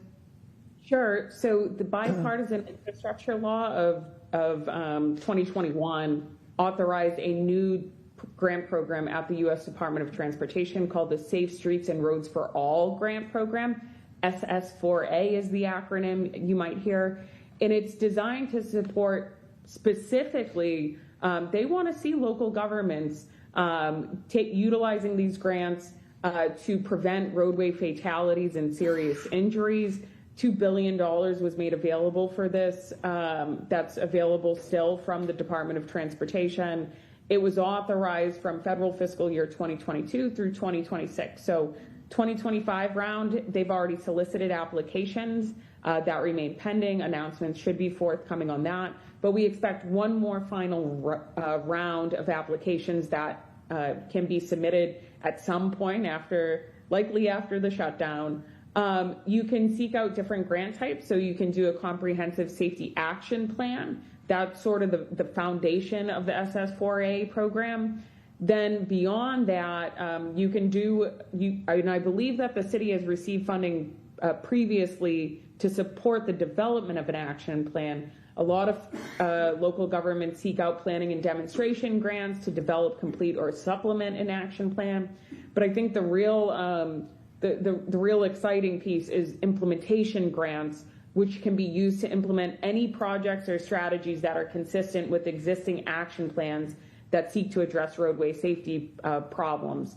I will tell you, it can support strategies that are either infrastructure related, behavioral, or operational activities. So that gives your public works folks, a good variety of activities they can seek out that are eligible under this program. And generally, I will tell you, under the former Transportation Secretary, Pete Buttigieg, he came from a very small city, South Bend, Indiana, really understood some of the issues with local government capacity and even applying for federal funding.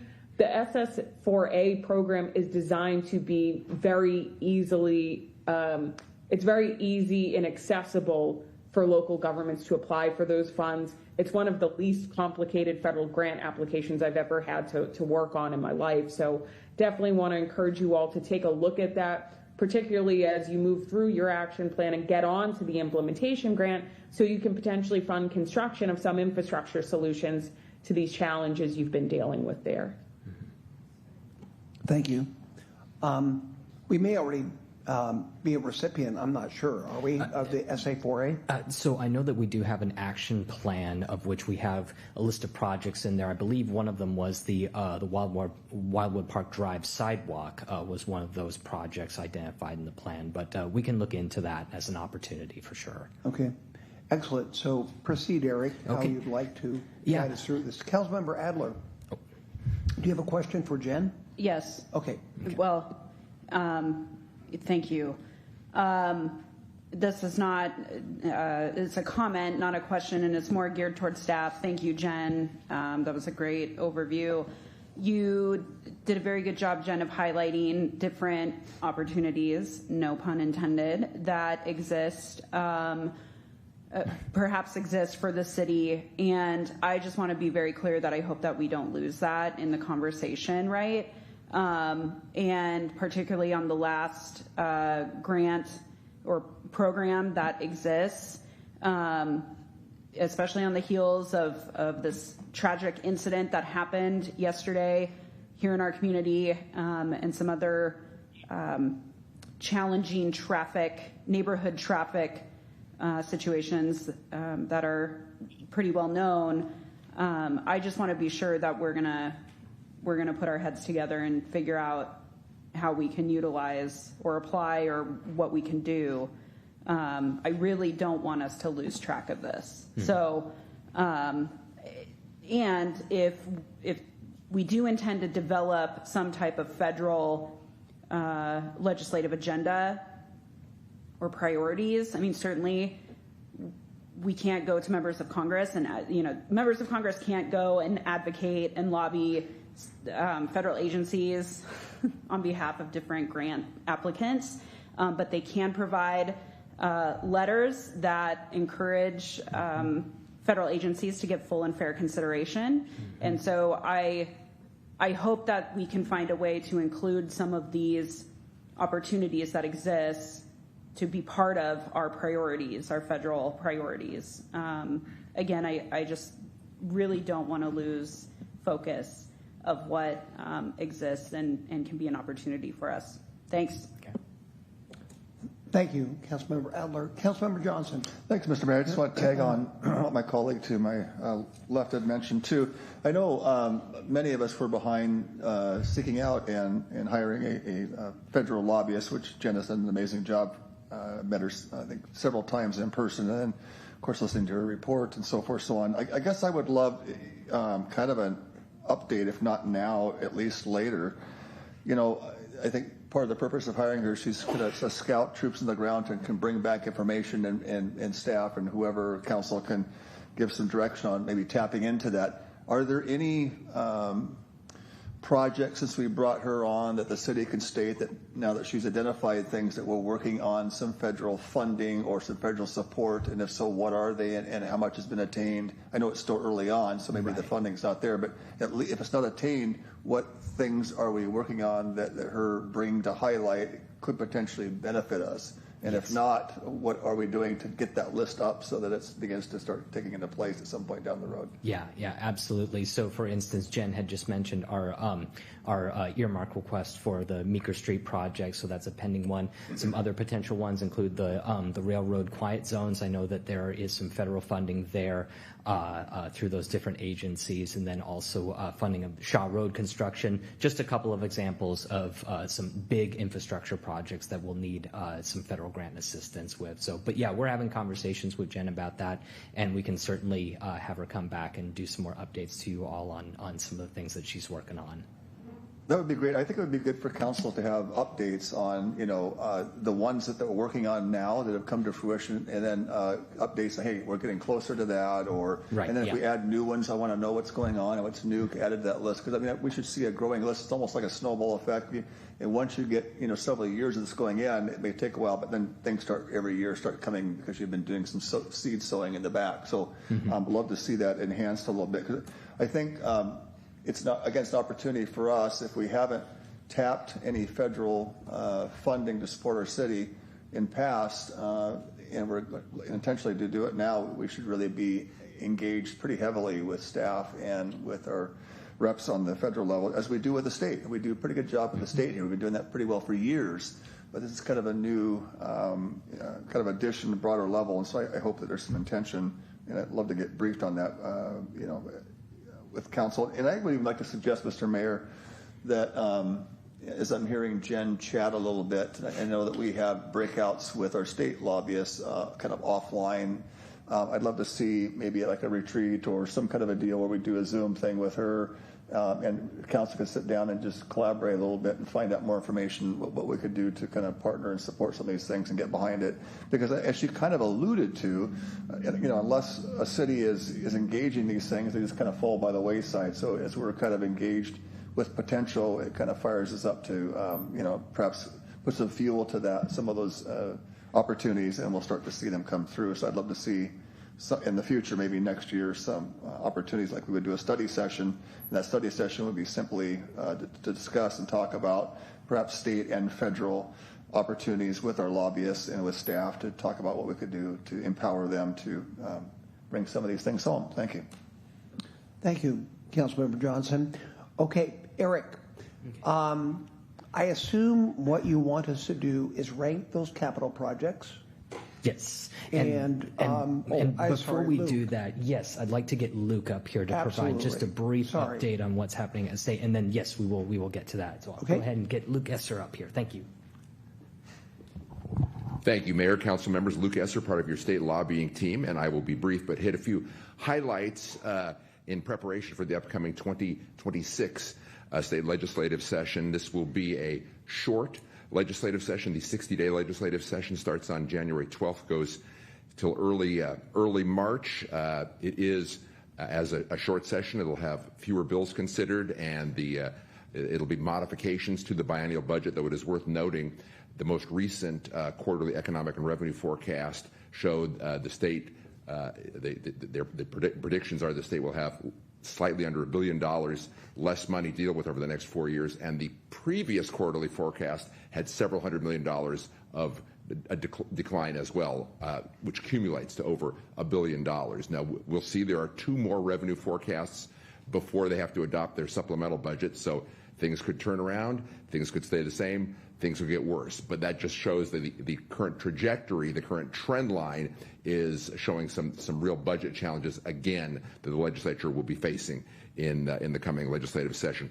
I wanted to highlight a few of the topic areas that are included in your draft legislative issues of importance. The first one is on public defender standards. This is an issue we've talked about before, and a lot of cities are struggling with this. It's not a surprise.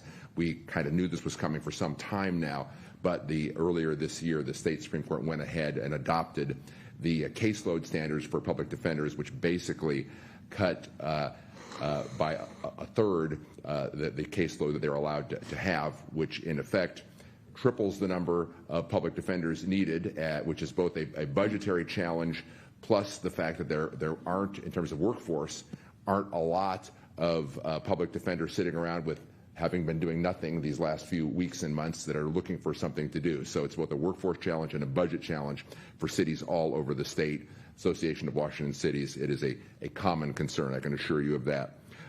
Maintain funding for State Route 167, obviously that's been a huge priority for years for the city. We were successful this past year in maintaining full funding and full schedule for that.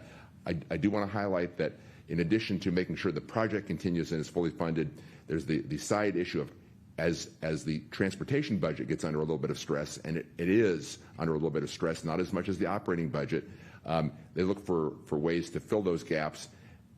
One of the ways that WashDOT has looked at it is increasing the tolling on 512, and there were much more ambitious proposals than what was ultimately adopted. Last session, they adopted $33 million in additional tolling on that corridor. So we need to keep our eyes open for efforts to increase that even further. And that $33 million is on top of the baseline of $180 million of funding that came through tolling for that corridor. So tolling has already been a large proportion of funding for that project.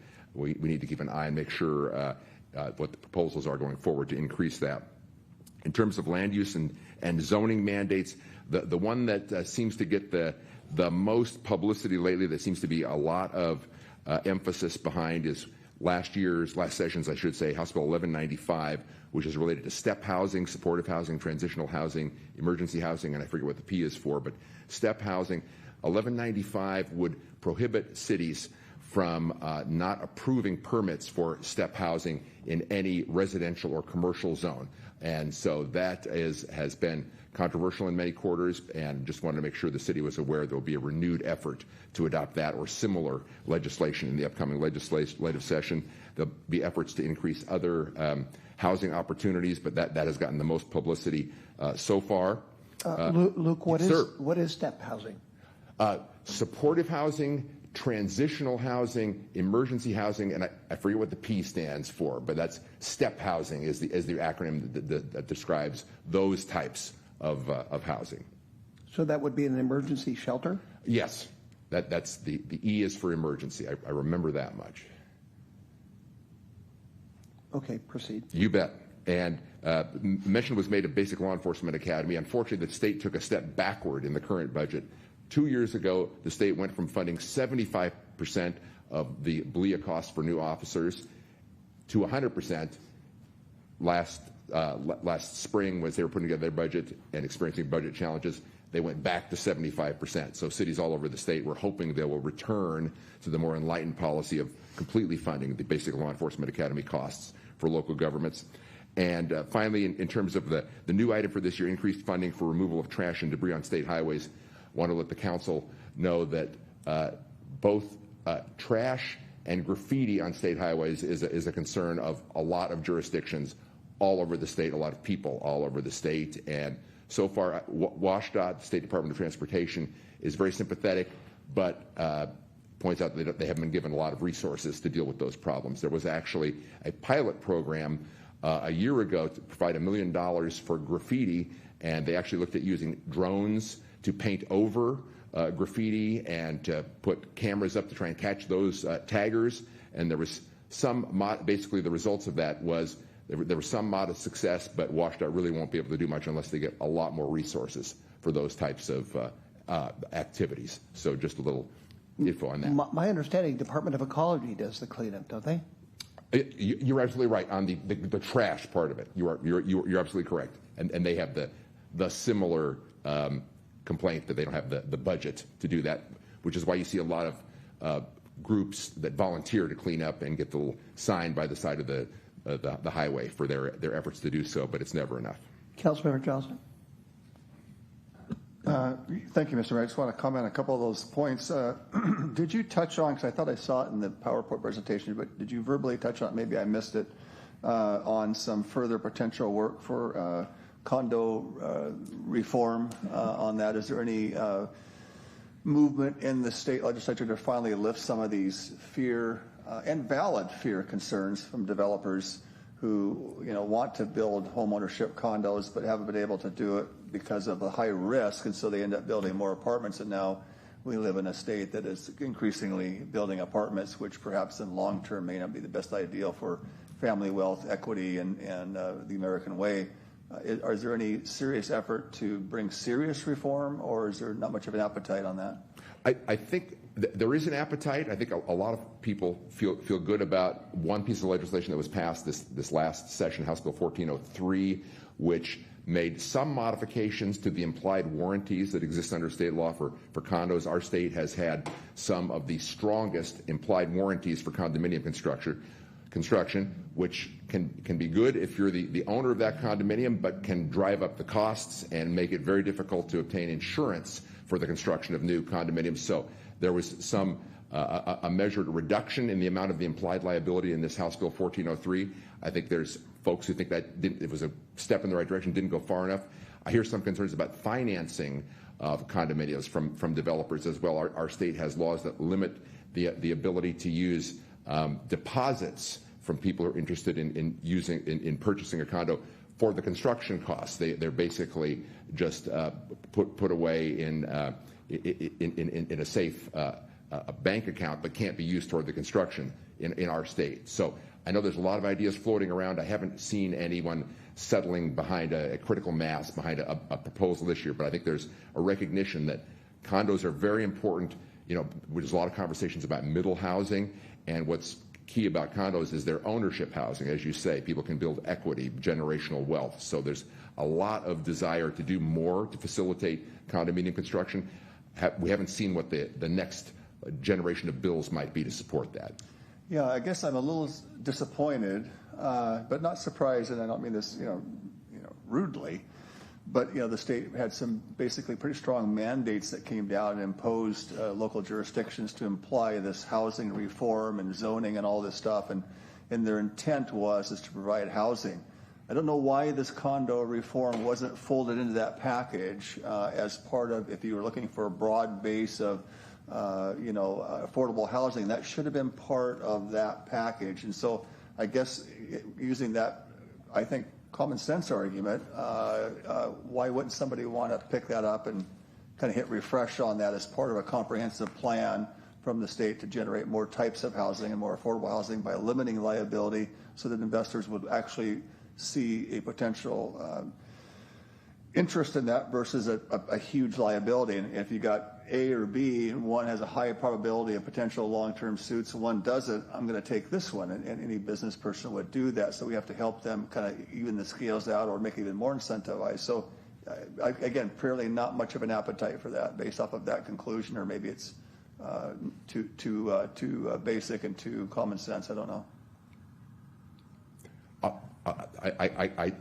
Most people, I think, would agree that there's more to be done. I think it's that time-honored, is the glass half full or glass half empty? I think some people are trying to draw optimism from the passage of 1403 and hopefulness that more can be done in the future. We'll see if that hopefulness is warranted. Yeah. Well, I mean, the data should show us if they've passed that, have they seen an amount of increased condo sales? It's going to help that, right? Is that referring to this partial reform? Most new state laws didn't take effect until this summer, so you probably wouldn't see much of an impact yet for an industry like condos that have a little bit of a lead time. I haven't heard anything from industry excited about it, right? So which makes me think that perhaps it's not really that great of a deal. And then lastly, it's just more of a comment. I guess again, I'm just maybe. We can't afford picking up trash, on the side of the road and the highway and this litter, but it used to be years ago that the state had plenty of people who are basically being housed in some of our state institutions that used to go out and pick up trash at some of these institutions like jails and prisons and things like this, where they have a chance to give back to society. I don't know if that's now too cruel and inhumane punishment to have them do it, but I know in years past that was one way of kind of giving back to the community by having some of these folks come out and do that. Does the Department of Ecology do that anymore? I haven't seen that anytime recently myself, I'll be honest. Yeah, well, we could sure use some help on that. I think it gets a chance for those who have caused a burden to society to give back to society by offering some of these things that could be done. So there's a comment going into the air. We'll see where it goes. Thank you. And so those were the conclusion of my remarks. We talked about a lot of numbers. To end on a positive note, the final number I'll mention, which hasn't been mentioned this evening, is that the Mariners beat the Tigers 8-4 tonight. So I'll just end my remarks there. Okay, thank you, Luke. Okay, so now, Eric, what is the decision point that you desire? Yes, so we are looking for feedback on those 3 capital budget requests that we have before you, as well as ranking of those 3. And then we will be looking for a motion from you all to approve the capital budget requests, as well as the legislative issues of importance. And they are, if I remember correctly, the $335,000 for the Van Larup parking lot for design and engineering, I believe. $350,000 for final design engineering of the Van Larup parking lot. Okay. $1 million for the North Meridian Gateway Arch. Yeah. Arch. Call it Arch. Sorry.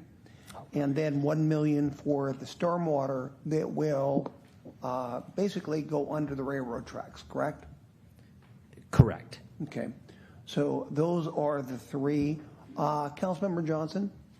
Thank you, Mr. Mayor. I'll tee it up on this. I'd like to prioritize 1, 2, and 3 as follows. Number 1, the stormwater project should be our number 1 priority. And in my conversation with our city manager, the lights went on pretty clear, as I understand, that as this project continues to build and extend down towards Spark Stadium and then heading, I guess it would be eventually heading east, this is going to provide a huge economic driver for high-density development here in the downtown core.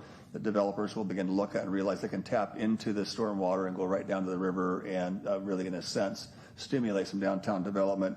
We've also already had some synergy on that. We just did some recent, I think, work on that, so this would extend that further. So, and then I think that would be my number one. Number two would be the wayfinders, although I put a kind of a light weight on that. I'd like the council to be, not necessarily tonight, but I do believe in my conversations I've had with staff that this could be applicable with LTAC money because this could be used as something that could promote tourism and the highlighting of Puyallup as an entry point. And so if that is something that LTAC might be able to pick up, should the priority of the infrastructure tap out the 25th District's allotment of money, because as I understand, typically there's usually under $1 million. They're not going to get $2 million out of the deal here, so they would probably have to prioritize one. So let's say they prioritize infrastructure, and the city council had some will to look at this wayfinder signage. There could be some conversations around LTAC funding. Yeah, and just to add a comment to that, so we have LTAC funds budgeted for the final design and engineering, and then in addition to this request, we would also be making an LTAC request next year to fund the delta for the construction of one of these gateway arches. So yes, that is in the with that in mind, I would hate to use potential state funds for that when we could look at LTAC, and then we can still get that $1 million towards something of a higher priority, such as perhaps the stormwater. And then, of course, the parking lot would be last. I think there's, I mean, it's a smaller amount. And I sure would hate to take away $350,000 from our stormwater if we can get close to the full $1 million on that, because this parking lot's just a design. It's not going to get us any more parking down there right away. So there's nothing immediate that's going to provide immediate help for that. So I would find that would be not a priority. Again, if money wasn't an object, let's do them all. But if we have to pick one, that's the order I would put it, and the reasonings behind it. Thank you. Thank you. Councilmember Gilliam. Thank you, Mayor Casta. I put it in order when you started your presentation, and so definitely stormwater's number one for me. And then I put the parking lot second. But I am a little concerned about the price tag on it. The overall project is $3 to $4 million for only 55 stalls. And I was just wondering if there's any way we could be more economical about that, because I broke down the cost, and that's $54,000 to $73,000 per parking spot. Yeah, so just to provide some context, there is more to that than just for the construction of the parking lot. So there's sidewalk, curb, gutter, landscaping, some roadway improvements that we would need to do, some traffic mitigation that we would need to do. So it's more than just the costs associated with the parking lot construction itself. I'm just wondering if there's any way we can stretch more parking in there. But I'll be asking that for just about any spot in Puyallup. And then the signage, I love the beautification of Puyallup. And so, but I just tend to prioritize families. I mean, I understand Councilmember Johnson's viewpoint, and so I actually almost changed my priority, but I just put signage as last. So, I'm open to change. Thank you. Thank you. Let's see, Councilmember Whitting. I'm going to weigh in favor of Councilmember Gilliam's sequence. I, too, agree that the stormwater project is our highest priority. The parking at Van Lierup's Park is, we're investing in this park, and if people can't find parking to go take advantage of the services that are available there, then we're not spending our money well. So I think we need to support that. But I would also suggest that parking would be beneficial to that part of town, and I would suggest that we would probably want to cooperate with Farm 12 and see if we can't address the bigger parking challenge that beyond just what the city's parking challenge there. I think we could help cooperate and get funding in conjunction with Farm 12, because they've got a parking problem as well. And the third, the signage, I love great signage, but kids can't play on the sign. I don't really see that there's a tangible benefit to that of the same magnitude that we get from the playgrounds and the stormwater projects. So stormwater, Van Lierup's parking, and third is the signage. Thank you. Thank you. Councilmember Adler. Oh, okay. Councilmember Dorr, I'm trying to do them in the order that I see. I apologize if I missed that. Councilmember Dorr. Thank you. No worries on my end. I have to agree with my two previous colleagues. I think the stormwater is number one. We just heard tonight about pedestrian safety, and we are investing in getting ready to open a new playground at Van Lierop Park, and I think that takes precedent over an archway. So I concur with their rationale, and I would rank them the same. Thank you. Okay. Councilmember Adler. Thank you, Mr. Mayor. I'll be quick with this. So number one, and frankly, I think the only one really for me is the stormwater project. But the caveat being, and if we could bring up the Van Lierop project on the screen, I'd appreciate that. With the caveat being, this would be a number two for me, but similar to Councilmember Dorr's position, relaying back to pedestrian safety, that's what this needs to be about, period. And I support this as a number two because pedestrian safety, I've been long concerned about pedestrian safety along the roads there. Have seen some close calls as I have been traveling or walking myself in that area. And it is a concern of mine, but I would very much recommend that we go back to the drawing board in how we present this. Parking, everyone knows I can talk about parking for a very long time. I think we need to think about the best way that we are presenting our request here. And it really should focus, in my opinion, on safety, pedestrian safety, and also the walkability, usability that comes along with roadway improvements, curbs, and of course the sidewalk. And then thirdly, I feel similarly to, and we can use as a resource whenever any of us are in Olympia or whenever appropriate. Yes. So we'll put together packets. We'll work with Pam Lecipiere in our office. We'll put binders together with all the visuals and talking points and all that for all the capital budget requirements. Making sure that our stormwater and sewers and water are all properly working, and we seem to be on that trajectory.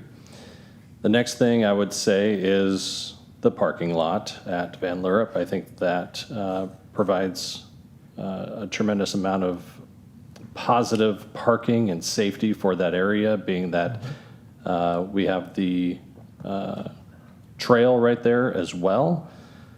We have a lot of people that visit the trail as well as the park that's going to be there, and having this is definitely going to add a tremendous amount of safety to the area that will allow us to make sure that there are no close calls, or at least limit the amount of close calls that are there because of the amount of parking that is around that area. It's just kind of one of those things that we got to make sure we pay close attention to make sure that the safety is held to the utmost highest standard.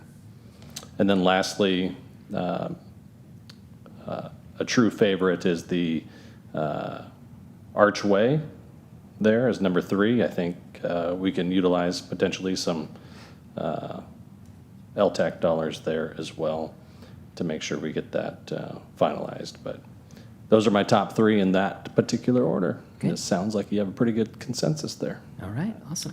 Thank you. Councilmember Gilliam, your persuasive skills were at the absolute peak this evening.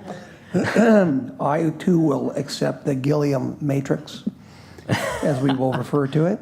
Stormwater number 1, number 2, Van Lerp, and then the archway is number 3. Sounds great. Okay. Yeah. And then we'll be looking for a motion to approve those 3 in the order, as well as the legislative issues of importance. Thank you. Councilmember Johnson, do you have, would you like to speak? Yeah, I'll make a motion to approve the order that was presented tonight in the majority, and to make it unanimous. I'll align with the Gilliam project, so it's unanimous on there, and make that nice and easy. The Gilliam matrix. Matrix, The okay, Gilliam, good. we have to give it a very kind of, So, you know, so that's my cool motion. If I name. can get a second, then I want to speak to it, if I don't mind, so. Certainly, well, let's wait for a second.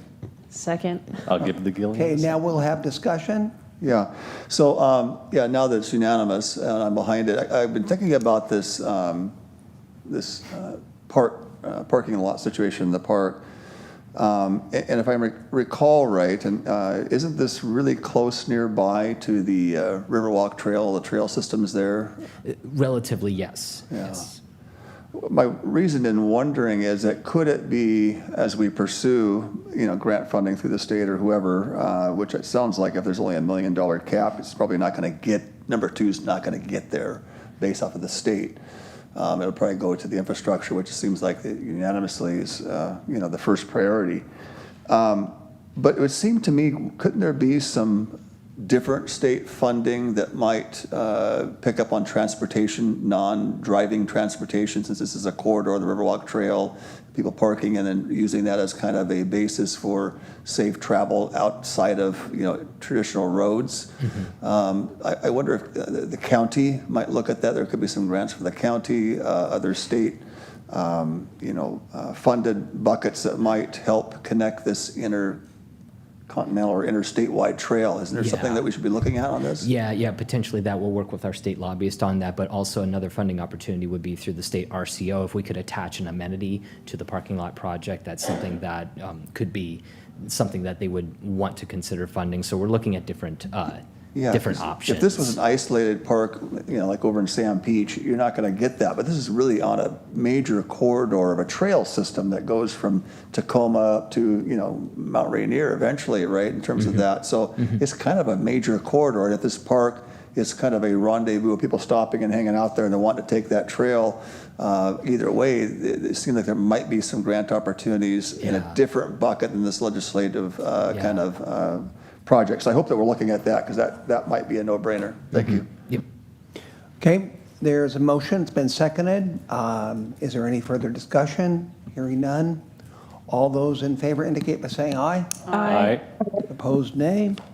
Okay, now let's, what other, do you want us to approve the legislative agenda too, or is that it? Yes, that would be great. Okay, so you would entertain a motion, and you had that long list of items, and you want to approve that as our priority. Okay, is there a motion to do as such? Motion to approve. Second. Okay, it's been moved and seconded. Any discussion? Hearing no discussion, all those in favor indicate by saying aye. Aye. Those opposed, nay. Okay, thank you very much, Luke. Good work, and good luck down there. So with that, we're now going to move on to an ordinance, 7A. First reading of an ordinance authorizing co-living housing consistent with House Bill 1998. And Katie, I hope you brought a lot of charts this evening, a lot of maps. A couple. Okay, proceed. Thank you. Thank you, Mayor, members of council, Katie Baker in the Planning Division. I do have a presentation for you tonight that will include an overview of what co-living housing is, the recent changes in state law and what House Bill 1998 requires, and the proposed code amendments that are before you for your consideration tonight. We are asking for council first reading on the ordinance before you. So you've heard this a few times before, but I'll go through again what exactly co-living is. It's First of all, the requirements of the House bill require that co-living be permitted in all zones that require that allow multifamily uses. It's similar to our existing congregate living allowances, although those are limited to seniors, and co-living can be for any age resident. This housing type is made up of small, independently rented and lockable units that typically include kitchenettes and private bathrooms in unit and have shared kitchen and common spaces for all the residents to use. Other names for co-living include congregate living facilities, single-room occupancy, rooming house, boarding house, residential suites, etc. So here are just a few images from existing co-living buildings in the Puget Sound area. The top left image is a shared kitchen space, and the bottom left is a common, living room space. And on the right, you see examples of the in-unit kitchenette and bathroom facilities that are common to the individual units. Co-living housing is a housing type that's appealing to many different types of people. That could be people in the workforce in our community who want to live closer to their job in a neighborhood they otherwise couldn't afford, to single seniors or other typically single individuals experiencing a life transition. There are many benefits to both the residents and the community of co-living housing. One of the primary benefits is affordability. Co-living units are commonly rented for less than the cost of a studio apartment in the same area and are often affordable to one-person households earning as low as 50% of area median income. In Pierce County, that's about $42,000 a year. Associated costs like utilities are also typically reduced. And co-living buildings are often built in areas near transit, employment centers, and other amenities. It provides an option for residents to live near where they work or other services that they need to access. So with a desire to better facilitate the development of co-living housing, the Washington State Legislature passed House Bill 1998 during the 2024 legislative session. This bill requires jurisdictions to allow co-living housing on any lot within an urban growth area where at least 6 multifamily units are allowed. And this is required to be implemented by December 31st of this year.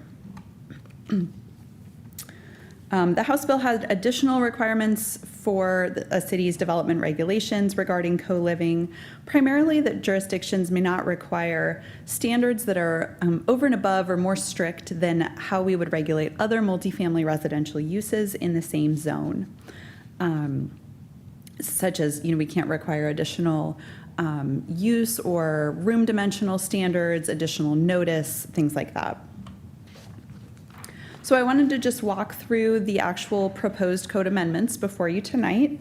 The first is an amendment to Title 14, specifically to our sewer connection charges. The House bill restricts the fees for sewer connection charges to 50% of those for a typical dwelling unit. So we've proposed amendments consistent with that 50% ratio to our just sewer connection charges. The remainder of the amendments are to Title 20, the zoning title. First, we've proposed adding a number of definitions, including co-living, kitchenette, and sleeping unit. I also wanted to note that staff is recommending an additional clarification that we noticed after the Planning Commission hearing to the definition of kitchenette to ensure it remains limited in nature with those in-unit kitchen facilities. The recommended amendments also have 2 amended definitions for multifamily and for kitchen. And we're also recommending adding the middle housing definition that's currently only in the interim middle housing ordinance, adding that to our permanent definition section as it's needed to distinguish from other housing types such as multifamily. There are changes to a number of different zone district chapters to establish co-living as a permitted use in those applicable zones.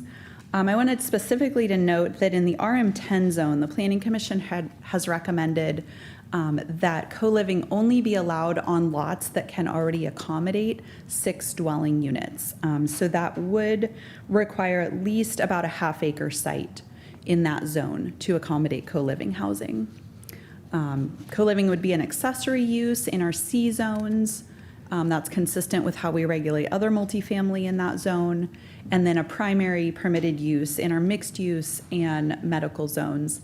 And I also missed referencing our other multifamily RM zones, RM20 and RM Core, it would be permitted outright. And then we are proposing establishing a new chapter that would contain all of the development standards for co-living specifically. I'm sorry, I wanted to note that this map and on the screen shows you the zones where co-living would be allowed. That is based on our current zoning map, and I do want to note that we'll be bringing council an amended zoning map in the next few months, consistent with the recently adopted future land use map, that will add some additional parcels beyond what you see on this map here. We're currently working on a map that reflects that, and we can provide that to you in the coming weeks. So just a final note on that new chapter that will contain the development standards for co-living housing. Again, this chapter would apply to anywhere co-living is allowed as a permitted use. And it just establishes that shared kitchens are required. It outlines the density calculations and regulations, as well as open space and parking requirements. Just a note on parking, as with many other pieces of legislation that we've seen in recent years, there is a provision that a city cannot require parking within a half-mile walkshed of the sounder station. Outside of that half-mile area, we would require not more than a quarter space for each sleeping unit. So essentially 1 parking space per 4 sleeping units. And just as a reminder, this is the map that council adopted along with the ADU and the middle housing code that shows in that kind of thick purplish outline the half-mile walk radius from the sounder station, where we would not require parking. So just a few more items. We have completed all of our procedural steps related to code amendments, including issuing a SEPA determination and providing 60-day notice to the Department of Commerce. These steps were completed with no additional comments or suggested changes. So before you is a Planning Commission recommended draft code amendment package. These code amendments are consistent with our comp plan policies and the changes in state law. The Planning Commission held a public hearing on September 24th and recommended approval of the proposed code amendments. And as I noted earlier, staff recommends a minor additional clarification to the definition of kitchenette. So with that, tonight, City Council is asked to consider first reading of an ordinance approving the recommended code amendments, including the staff recommended amendment. If first reading is approved tonight, we anticipate returning for second reading later this month or at your meeting in November. And I'm available for any questions you might have. Thank you. Councilmember Gilliam. I'm just curious if it's possible to increase the parking requirements from like a quarter to at least half. Is that a state requirement? That is a state requirement from the legislation that we cannot require more than one space per 4 sleeping units or a quarter space. Outside of the half-mile radius from the sounder? That's correct. So it sounds like, and I'm saying this in jest, we need to start investing in parking garages around our community. Because I don't know how that's going to work for Puyallup. Yeah. Okay, thank you for answering my question. Councilmember Johnson. A little bit of a rhetorical question, but I know the Planning Commission's looked at this and they've kind of gone over it, staff has looked at it, we kind of go over it, we've kind of weighed into it and so forth, so on. Is there anything in this particular ordinance that is not required by the state that we could opt out if we chose to, or is everything for the most part in here, we really need a rubber stamp, we have really no choice in the matter, so you're asking us to prove something that we really don't have any choice in it. So is there any choices in here that we could eliminate because it's not required by the state, or is everything in here required, which really indicates this is just a rubber stamp. It's a farce of accepting something that we have no control or say in.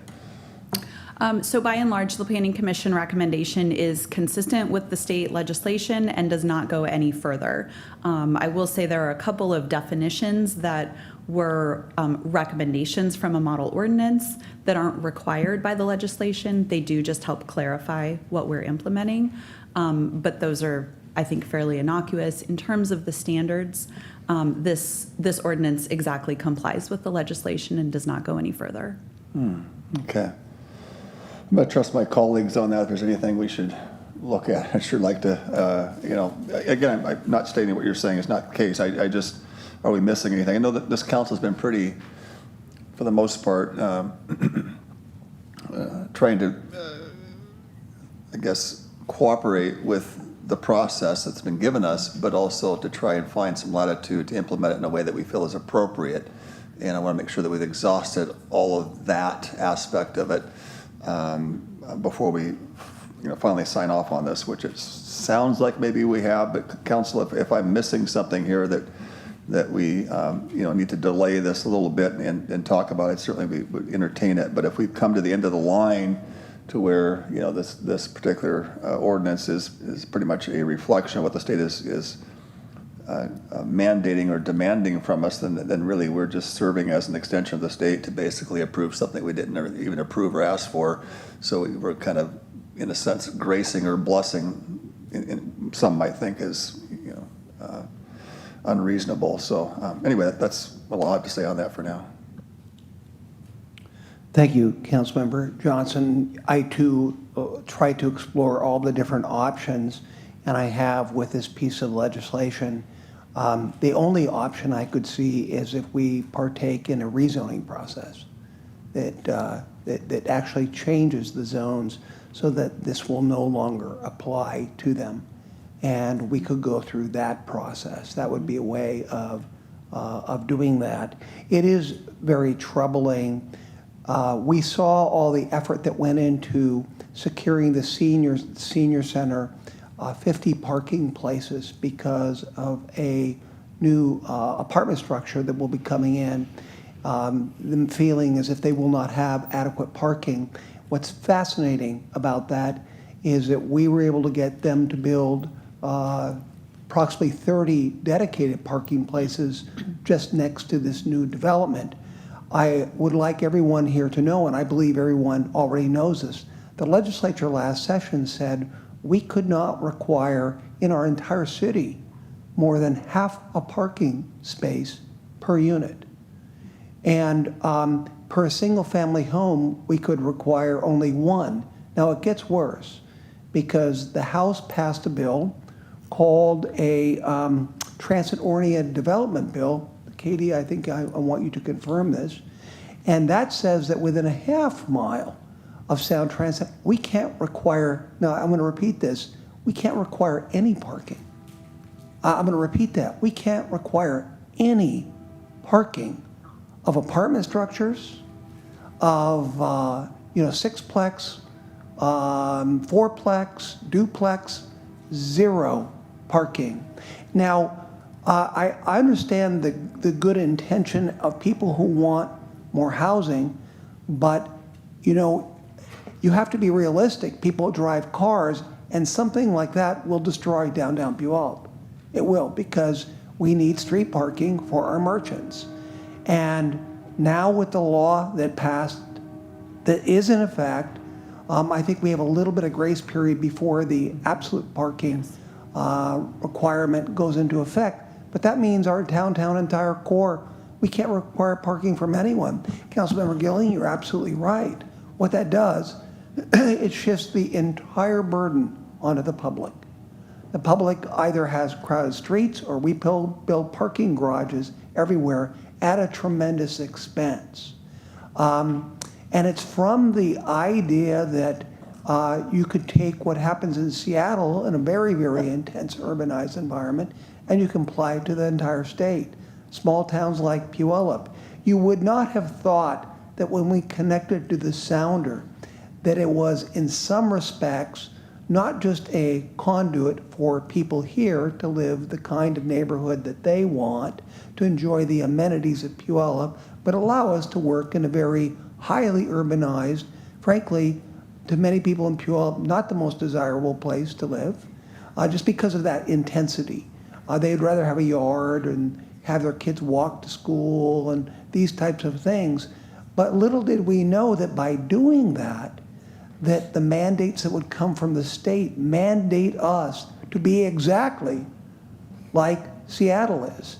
No cars, can't drive a car, which is unrealistic. I mean, for people in Puyallup, maybe for people in Seattle, but not here. And to have all of that density in every little satellite around Seattle. So that's what's happening. And we are being mandated time and time again as to how we allow for our growth, which was not the way the Growth Management Act was originally planned. So, Katie, back to my question with you. We could examine the zoning, and if we did that, by doing that, we would limit the extent of this piece of legislation, correct? That is correct, Mayor. And could you come up with a scenario that could show us within the plans that we have where we could make those zone changes? Could you do that? Yes, we could provide options for that. Okay. Well, I think that that's along the lines of what Councilmember Johnson is asking might be a way for us to at least see the options. Do you know what I'm saying? Mm-hmm. Where could we change the zones that would affect the implementation of this bill? I would like to see that. Councilmember, I'm going to go to Councilmember Gilliam because she hasn't spoken on this yet, Councilmember Johnson, but I'll let you go right afterwards. Councilmember Gilliam. Thank you, Mayor Castema. I kind of want to play devil's advocate here. I'm not happy with the parking limitation. However, I can't imagine these popping up everywhere in Puyallup. So I would expect that if we accepted the first reading of this, that there, even though we have this map, we probably get maybe one or two in Puyallup. I don't see this becoming like the next apartment complex, right? So what would you say is a realistic perspective of these truly? How many do you think we could handle in Puyallup with our current space? I mean, I would expect not more than 10. I mean, if even that. Does that make sense? So I don't know if we're making a bigger deal out of it than it needs to be. I'm just really not happy with the parking requirements. I'm just putting my 2 cents out there. Yeah, I think in general you're correct, Councilmember Gilliam. I think we have not done any kind of market analysis by any means, so I would hesitate to throw out any kind of a number, but this is a very specific market that would live in a unit like this, and I think there is a limit to what Puyallup could, accommodate. So I think you're correct that in general we would not expect to see many of these. Councilmember Johnson. Councilmember Johnson, then Councilmember Whitting. Sure. I'm just going to tag on what you were talking, Mr. Mayor, in terms of zoning. I wouldn't sprint down that road, but I certainly would be open to looking at that road. And I guess I would just ask the question, before us is a first reading. I guess if council wanted to entertain looking at some other zoning opportunities that might render this first reading as not applicable anymore because if zoning took places that would change this whole dynamic. Would it be possible to, I guess, ask the question, what if we delayed this and there was the will in the council to study a zoning option? Is that going to hinder us from any deadlines with the state of having to have this thing approved by a certain timeline, or are we up our backs up against the wall by approving this first reading and second reading in a couple of weeks, or do we have some time on this if in fact we're truly studying all angles before we implement it, not looking at all the options is the question? So if I can just kind of speak to this zoning piece for a minute as I'm thinking through what this could look like. There are, of course, limitations in doing a rezone for things. We can only rezone at this time to other zones that are implemented by the adopted comp plan designation. So we have some limitations there, and in most cases, a rezone is going to be to another zone that also would be required to allow co-living. I think that an option before council could be to reduce density to a degree that lots could not accommodate 6 dwelling units, and then co-living wouldn't have to take effect. But I need to think through this a bit more, and this will take a substantial amount of analysis to complete. So going back to the timeline then, so let's just say that we wanted to explore, I'm not saying that we're going to do it, but we're thinking on the cup because everything's transparent out in the open here. This isn't cooked in the back room. It's coming out in public forum. So as we're thinking about that, are there any timelines that would compel us to accept first reading tonight? Or could we do an analysis before, again, what the old saying is, measure twice, cut once, rather than do this now, all of a sudden we have to back up because we found that maybe council wants to do some rezoning, and now what was that all about? So would it be better to hold off if there's no, well, do we have the luxury of holding back a little bit and not doing this tonight? Is there any deadlines or timelines? Maybe someone could help us with staff that there's pressing on us to approve this tonight. So again, the deadline for the ordinance to take effect, or for us to comply, is December 31st of this year. Okay. My understanding, and I would maybe request a legal concurrence on this, is that even if council did nothing and did not adopt an ordinance this year, after December 31st, we would still be obligated to accept a proposal for co-living in zones that met the state legislative standard. So it sounds like we have a couple of months. I'd like to open it up to the council. I'd like to entertain that we waive the first reading on this for a few weeks to at least take a look and see if there are other options before us. If there's no deadline, why try to jam it through and then change it on the second reading? Let's just pause for a moment. We know we have this recommendation before us. We can study it. We have some time to approve it if in fact we find nothing in the rezoning option, or we find something in the rezoning option that might tweak this a little bit. It would be prudent and wise for us, if in fact that's something that's important to us, that we should probably delay the first reading tonight. So that's what I would probably support, unless I'm missing something. I'll turn it over to you, Mayor. Councilmember Johnson, did you just make a motion? I did. Okay. I'll second that.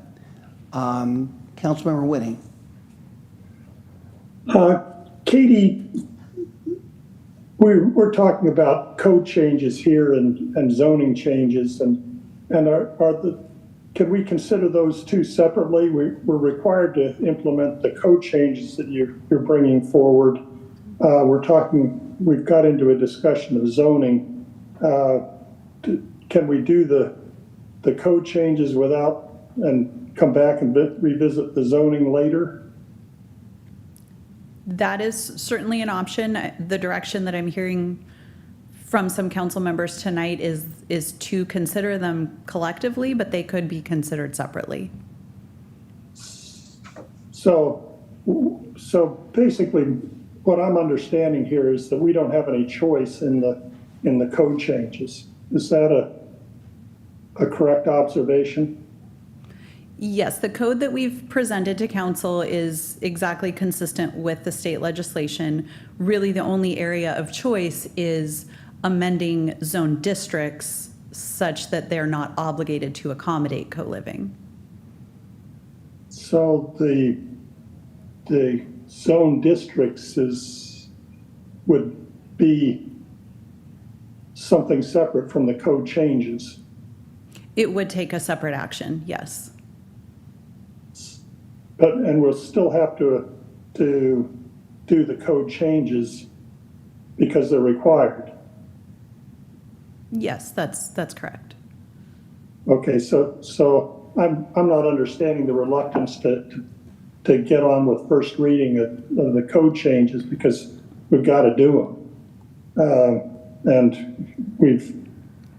I'll be happy to express my opinion that I don't like the mandates coming down from state, but once we've got one, I'm pragmatic and want to implement it as quickly as possible and get it off the table so we can move on to other things and not come back and revisit them. So if we if we want to do the code changes, I think we should do them now. And if we want to do a zone change later, then we can certainly do that at a later time, if that proves feasible. The other observation I'd like to make is we always have concerns about our constituents and what our vision for Puyallup is, and my observation on co-living is it's not going to happen unless there's people that want it. Developers are not going to go out and develop co-living unless customers are asking for it. Residents are asking for it. So, I think supply and demand is going to determine what happens with these. And if people want it, then my attitude is, if they want it because it's more affordable and they can get into the housing market, and co-living can be an ownership model, which allows folks to build some wealth. I'm in favor of letting people do what's right for them and not play Big Brother and tell them that they can't do what works for them. So I'm not adverse to this. I think with the other mandates pushed down from the state, there's a lot of flexibility already about how many people can live in a household. I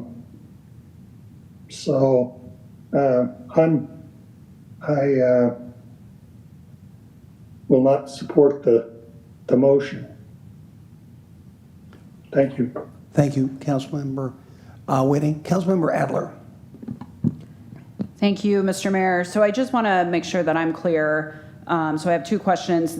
The motion that is on the table right now is to essentially waive, as I understand it, first reading so we can have staff do some research on different zoning options. Is that correct? Okay. My second question, Katie, is you talked about we have until December 31, 2025. And then if we get to January 1, 26, what happens if we have not done anything yet and we're still trying to figure it out? My understanding is that if someone walked in the door with a permit application to apply for a co-living development in a zone that per the state legislature would have to allow it, that we would have to process that. And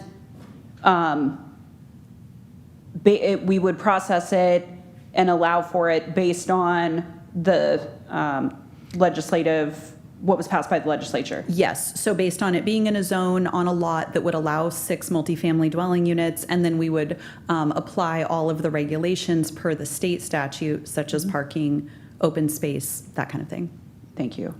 Yeah. I am unlikely and probably will not be voting for the motion on the table. I would support a first reading as it was brought before us and placed on the agenda this evening. I can appreciate the desire to review what different zoning and code options we have. I worry about where that may lead us with the state of Washington. I appreciate your work, Katie. Thank you very much. Thank you. Councilmember Dorr. Thank you, Mr. Mayor. Katie, so if we were going to go down this rezone route, can you help me understand when that could occur? Yes. So a rezone to another zone district in the same land use category could occur at any time. If it requires a comprehensive plan designation change, that could only occur following next year's annual comp plan cycle. But a change to a zoning designation standards could also occur at any time.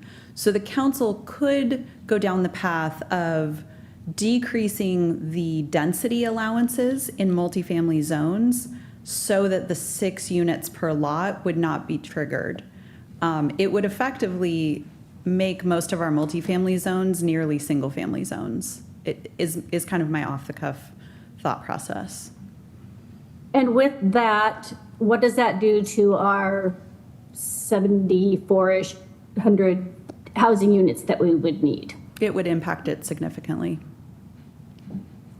So I don't see this as a viable option. I can appreciate my colleagues' concerns, but I don't think that this is going to land us anywhere that we need to be or should be. So I won't be supporting the motion. Thank you. My concern is that, in essence, this will impact neighborhoods by taking, I can say in my neighborhood, for example, again, I saw on the map, I'm not necessarily impacted, but other neighborhoods are. And I could see these, in essence, being boarding homes is what they are. And we have already had people come before us and testify about, at times, people putting together scenarios like this, and I don't believe they're legal necessarily, but of it being extremely difficult, especially in areas where you're not going to allow parking. You'll have 4 rooms. They will be rented out to individuals. And I don't believe that you'll just have 1 person each room, at least not in the long term, which means you'll now have 8 people in a household. And I think at least one of those couples, members, will have a car.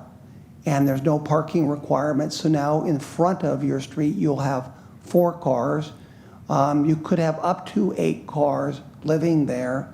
And I think it'll be a very difficult, if you combine that with all the other aspects, the impacts on the neighborhoods in the valley. You will take single-family neighborhoods, you combine it with this bill, you combine it with the ADU bills, you combine it with all of the other legislation we have, you won't have any single-family homes left, folks.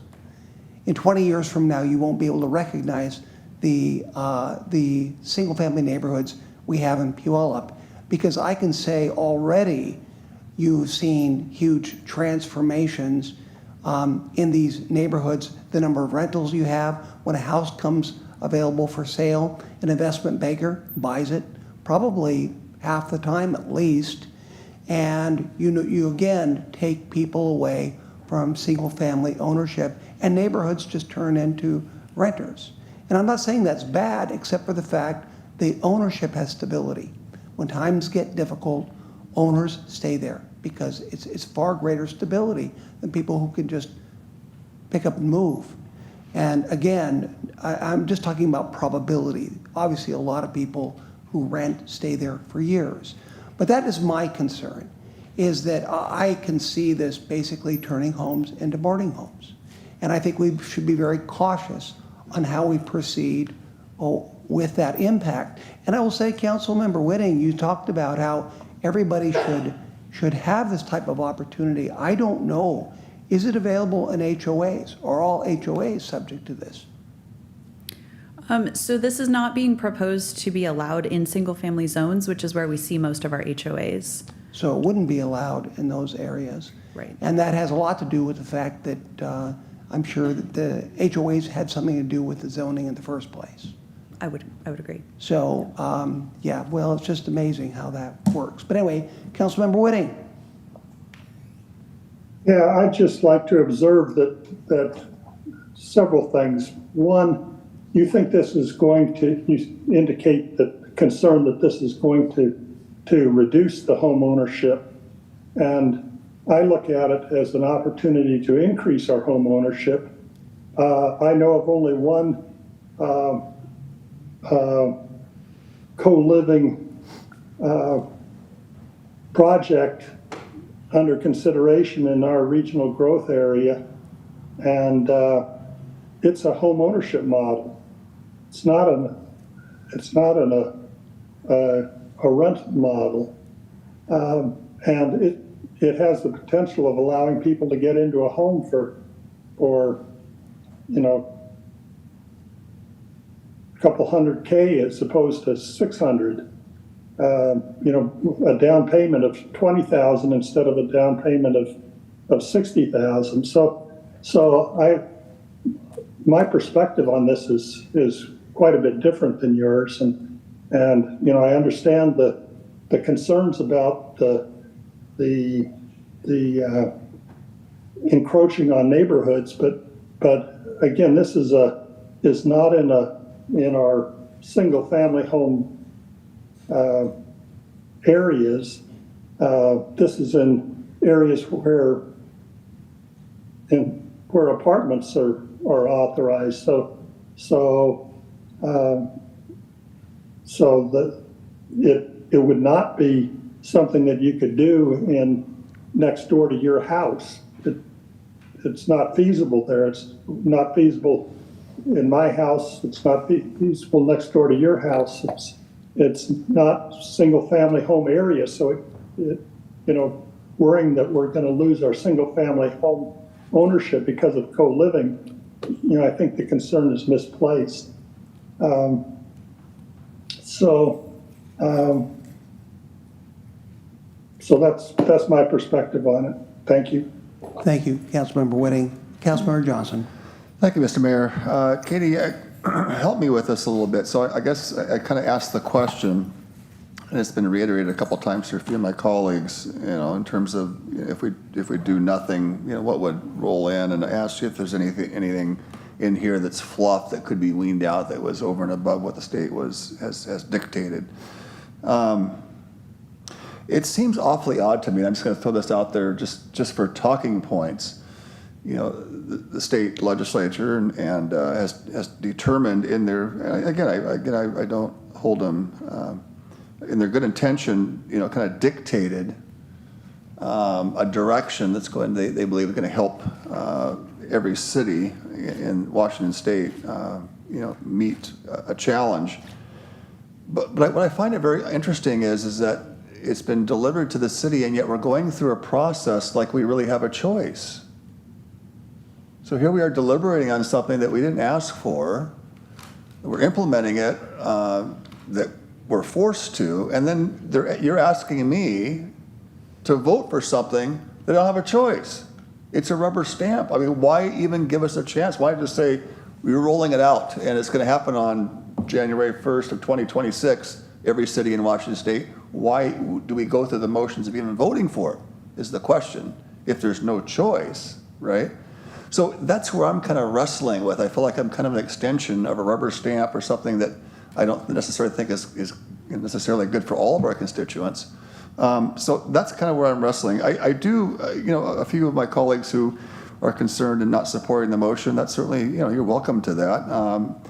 And you or me have a point that maybe it's all for naught. I guess what I'm saying is that we haven't looked at it, so why not, you know, give us an extra few weeks to look at it, and then if it turns out that you're correct, it was all for naught, we didn't hurt anything, we just kind of delayed and looked around the corner to make sure there's nothing there. So it's not like, you know, again, there's anything pressing. I would just say it would behoove us to probably have staff take a look at it and then come back and pass the first motion. So anyway, I'm not saying this is the answer, but gosh, I think we should look at it because I do think there could be some concerns on intent that, you know, when you think about it, I mean, we're kind of, you know, who else gives a damn about their city than the city council, the people who live here? I mean, the state, I think that they like to think that they care, but really, it's like, who's going to love your family more than you? And who's going to love your city more than those we were elected by to love the city? So I think for us to be a little bit cautious in not jumping in is probably prudence of a determination that we really care about what happens here and what the effects could be, positive and negative. And so anyway, that's my kind of thoughts on that. I hope that we can get this passed, at least just a delay on the first reading. Let's just look at what Mr. Mayor had brought up, and if there's nothing there, then we're faced with, you know, accepting that. But if not, at least we may have found something. And lastly, Do we know of any, I mean, how many cities are in Washington State? There's quite a few, 200 and something probably. Has there been anybody that's looked at any alternatives that we should be looking at for precedents that may have provided some relief for their city that's not quite so ironclad? Do we know of any city in the news or anybody that's done anything that has found a way to provide more insulation or protection against potential cause or concern? I haven't seen any, but is there any that we know about? I have not heard or seen of any myself. Okay, yeah, okay. Thank you. Deputy Mayor King. Thank you, Mr. Mayor. In light of all the conversation that has happened regarding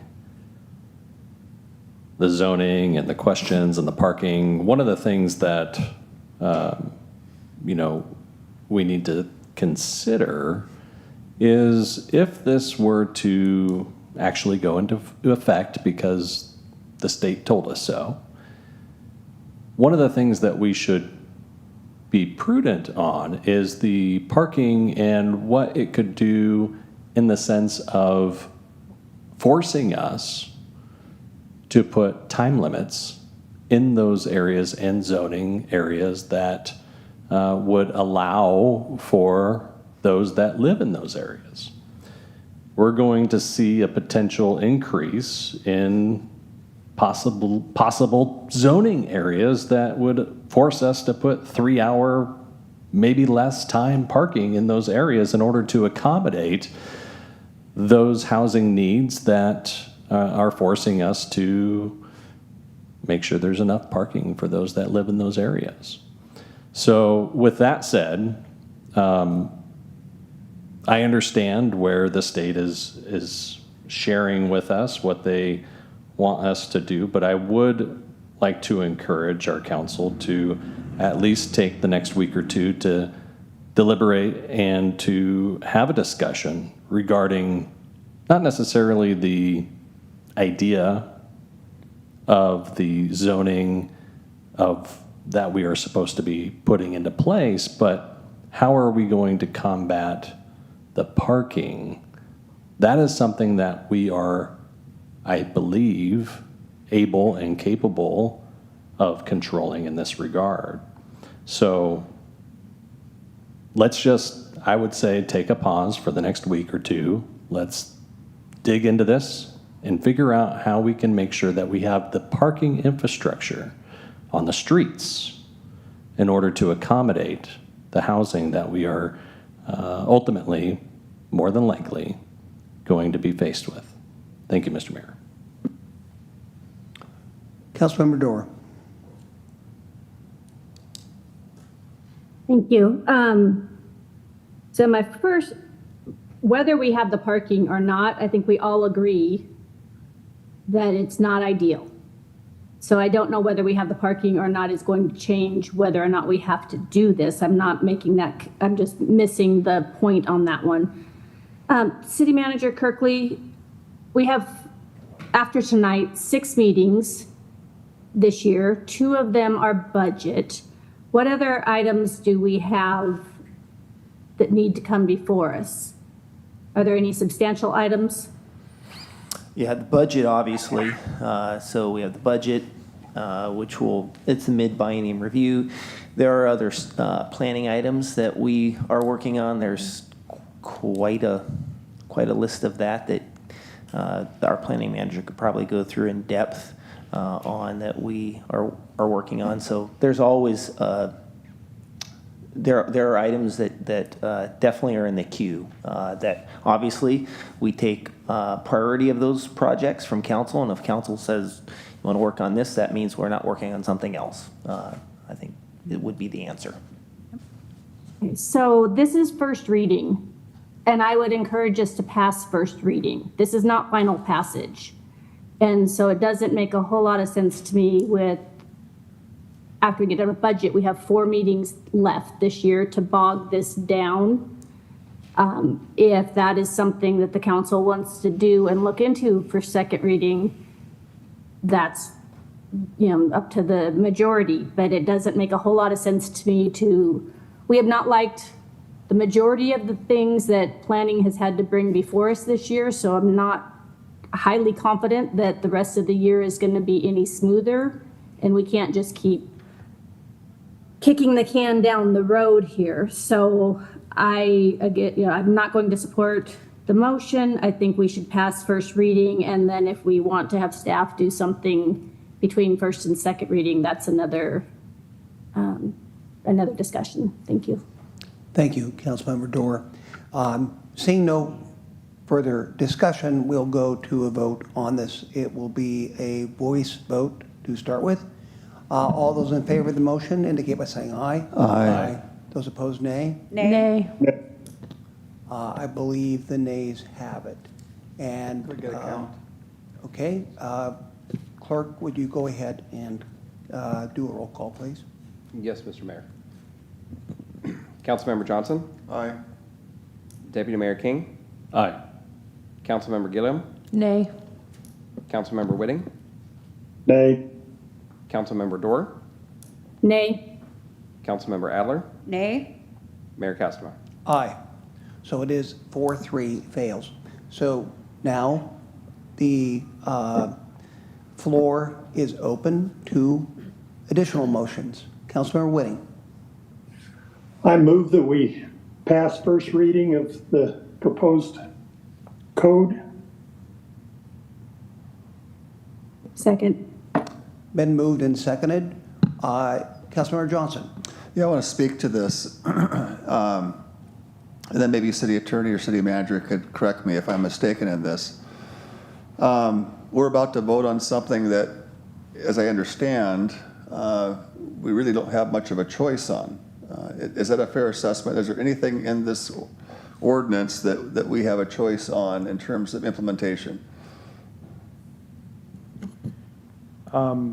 You can't, no, not really, in that the law is going to go into effect at the beginning of the year one way or another, according to the statute. So it's just procedural. The state has dictated law and rolled it out in every city across Washington state, and councils and planning commissions really in essence are just rubber stamping something that they have no control over.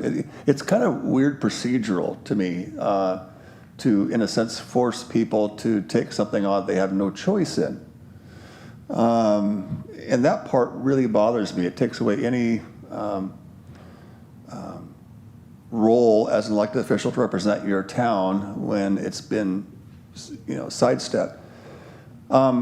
I'm kind of contemplating, and not that it really matters. I just don't know if I want to be a rubber stamp for the state. I guess what I'm trying to say. I'm wrestling with just, unless there's some reason for me to rubber stamp this because it's going to benefit or protect, in speaking of myself, my city or our city, then I might get on board and rubber stamp it.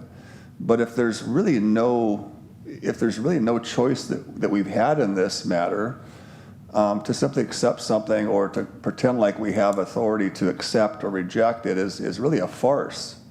And it's really going through motions. I just don't understand that. So I believe at this point, I'm probably, if I'm understanding it correctly, help me if I'm misunderstanding this so I don't, in a sense, put myself out there in something kind of strange. I'm going to probably say no. I'm going to not vote for this, only out of principle to put something before me as an independent elected official by the city when I have no choice in the matter. So I'm not going to be an arm of the state to implement something I had no choice over, and so I'm going to vote no. And I think it's out of a principle, not out of necessarily anything else. It's going through the motion. So I'm struggling with that, and that's the reasoning behind it. So staff, if I'm missing something, I would encourage you to tell me, because that's kind of where I'm inclined. Am I missing something here in my analysis on voting for or against this? Councilmember Johnson, answer your question. I think she stated that there was only one modification, and I think that dealt with the 110 versus 240, correct? That's correct. That's a staff recommendation. I did look back at the ordinance. In your packet, anything in bold in the ordinance is a direct requirement from the state statute. Anything not in bold We technically have flexibility, although most of those things are in the way of specific definitions, and just incorporating those things into the respective zone chapters. So this legislation is meant as a floorboard, and what we've brought to you does meet that floorboard. It doesn't go beyond. Okay, I'm assuming that I would ask that for second reading, you have those highlighted, as you just said, and that I also would ask that you have the zoning options that we could have, see where this is going to impact, and I would ask that that be present prior to second reading so we can have time to examine that. Councilmember Whitting. Councilmember Johnson, are you done? I am, but I will tee up again, so I'll let Whitting go. Okay, Councilmember Whitting. I'd like to call the motion. I believe there's still discussion, Councilmember Whitting, and I believe we should allow that to go on. Councilmember Adler. Thank you, Mr. Mayor. Just quickly, Katie, I want to walk through this again just to make sure that I'm clear. So the Planning Commission received this briefing from you. They went through the entire recommendations and they voted in support of what was presented and to bring it forward to us here tonight with essentially a do pass recommendation. That's correct. And I just want to notate that the Planning Commission is a volunteer commission of citizen residents serving and representing our communities. That's a fact. So I just want to be really clear that despite feelings of rubber stamping and being an extended arm of the state legislature, this did go before our community planning commission and was reviewed by them, and there was discussion.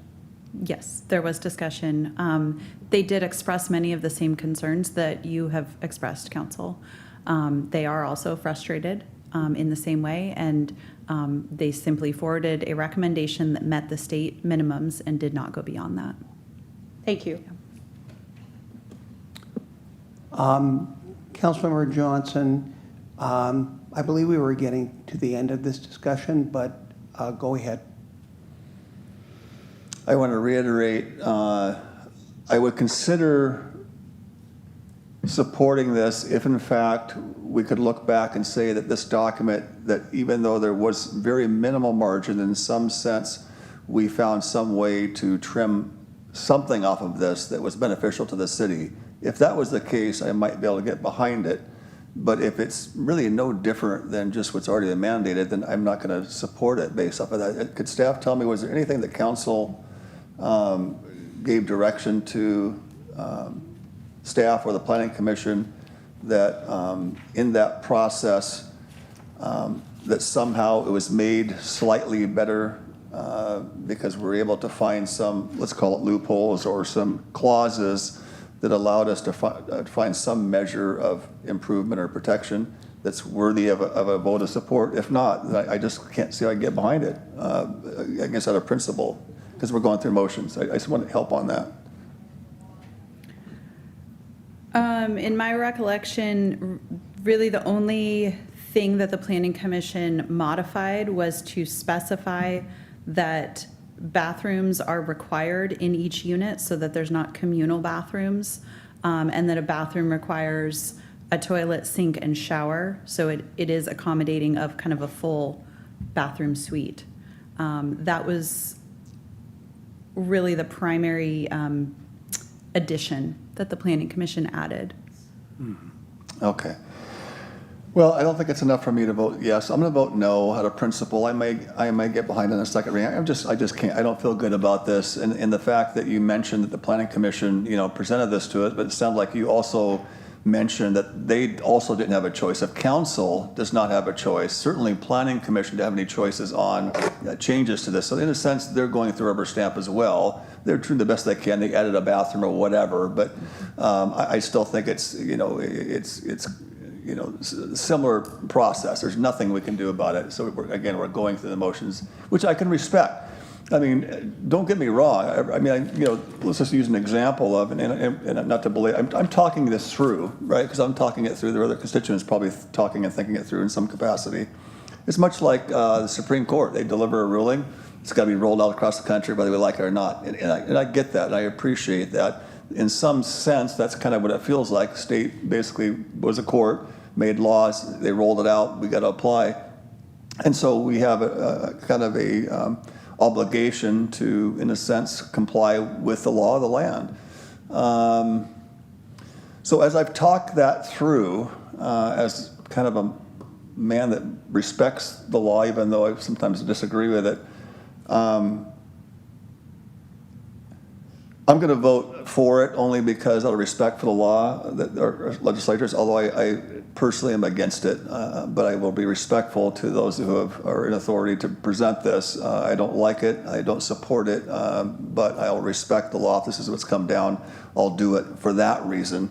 But I want to make it publicly clear that's why I'm doing it. It's out of respect for the law, not necessarily out of respect for the policies. I disagree with them. I think they unilaterally took elected officials of cities across the state of Washington, and they usurped that and implemented these changes and really, in a sense, bypassed the people of each city to be able to elect their folks that they know best on how to align ordinances within their city that best serves them. So with that, thank you for letting me talk on that through, because I went from probably a no to yes, but I was able to rationalize it by being respectful of the law that rolled down. Sometimes laws come down I don't like, but I still want to be obedient to that because that's just what we do. We're civil. So thank you for that. Appreciate that, Council. Let me sort that through.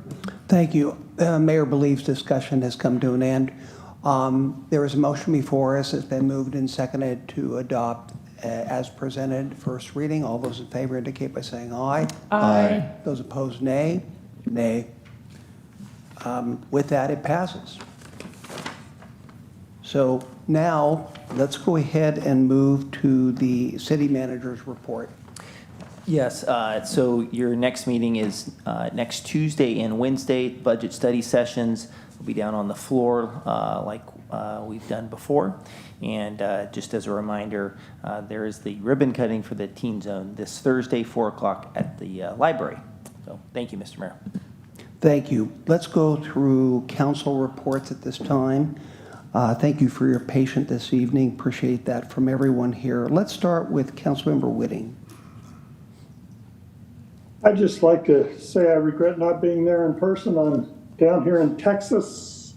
It's a little late my time. And appreciate the patience on this co-living thing. It'll be an interesting experiment. Hopefully it turns out well. I guess I'll just leave it at that tonight. Thank you. Thank you, Councilmember Whitting. Appreciate your comments. Councilmember Johnson. Thank you, Mr. Mayor. Yeah, I'm going to keep it fairly brief because I think I've expressed a lot of verbiage in words. But I want to thank the council for, it just kind of dawned on me as I was sounding out my grievances of kind of frustrating in a public forum, not pre-baked or pre-cooked before I walked in here, which is kind of organic. I want to thank my colleagues for allowing me the process to kind of talk it through out loud, because as I talked it through out loud, I was able to, in a sense, get behind a direction and decision on that. Had I not had that opportunity to speak kind of out loud, to hear myself speak and then kind of hear your points and counterpoint, it was very helpful to me. So I feel better about where I lined up, and it was because of respectful due process, which I think, quite frankly, I'm maybe a little bit biased, but I really think that the Puyallup City Council, for the most part, is a very good role model on what civil government should be, with differing opinions, both politically, philosophically, religiously, spiritually, whatever, right? I think we're a good role model. And so I hope that maybe in some small way we can be used as a tool to inspire others to be civil and arrive at good places at the end of the day once the protocol of the process goes through. So thank you, Council. Thank you, Mr. Mayor. Appreciate it. Thank you, Councilmember Johnson. Councilmember Gilliam. Thank you, Mayor Castava. I just wanted to do a huge shout out for the teens that showed up tonight. I know it's not easy to get downtown if you live up on South Hill. We had a lot of Ferrucci Cougars represented because, yes, I happen to work at that school, so I was able to get the word out regarding the teen proclamation, but they showed up. I heard a quote once, every teen needs at least one adult who is crazy about them. And that I hope the students know they have one adult who's absolutely crazy about them. But I'm also really, really excited for that the Rotary Teen Zone ribbon cutting, because that's the community saying we're crazy about you. And I'm really looking forward to helping develop a youth council where kids can learn from us and we learn from them and problem solve potential challenges together, and just raising up the next generation. Super grateful for our civic clubs because it's a place for people to belong. If you have a passion for a certain area or you've had a certain lived experience and you want to partner with those people and you can find a way to help bring community together and build each other up. I loved the variety of civic clubs that were represented here in our very own city. They've been building Puyallup up at their own expense, not taxpayer dollar. And that's a beautiful thing for people to work together, fundraise together, build a stage, put in a children's area with Kiwanis, and I'm just really pleased. Our civic clubs are pretty amazing. And then I'll just close my comments tonight with, please come out to the last farmers market of the season, October 11th. You will not be sorry. We have an amazing farmers market, and I believe Puyallup could be very proud of that. And with that, I will say adieu. Thank you, Councilmember Gilliam. Councilmember Dorr. Thank you, Mr. Mayor. Just a couple things. I have a conference tomorrow, and so I'm really sad to not be there for the Teen Center ribbon cutting, but I'm super excited that we got it done. It's been a big lift for a lot of people for a long time, so I'm super grateful for that. And my request is whatever work we're asking staff to bring forward for second reading on this, I'm absolutely happy to look at that. But I would hope that we don't get to second reading without this information being on an agenda packet, so that when we have public comment at second reading, they do have an opportunity to weigh in on these topics. So with that, thank you.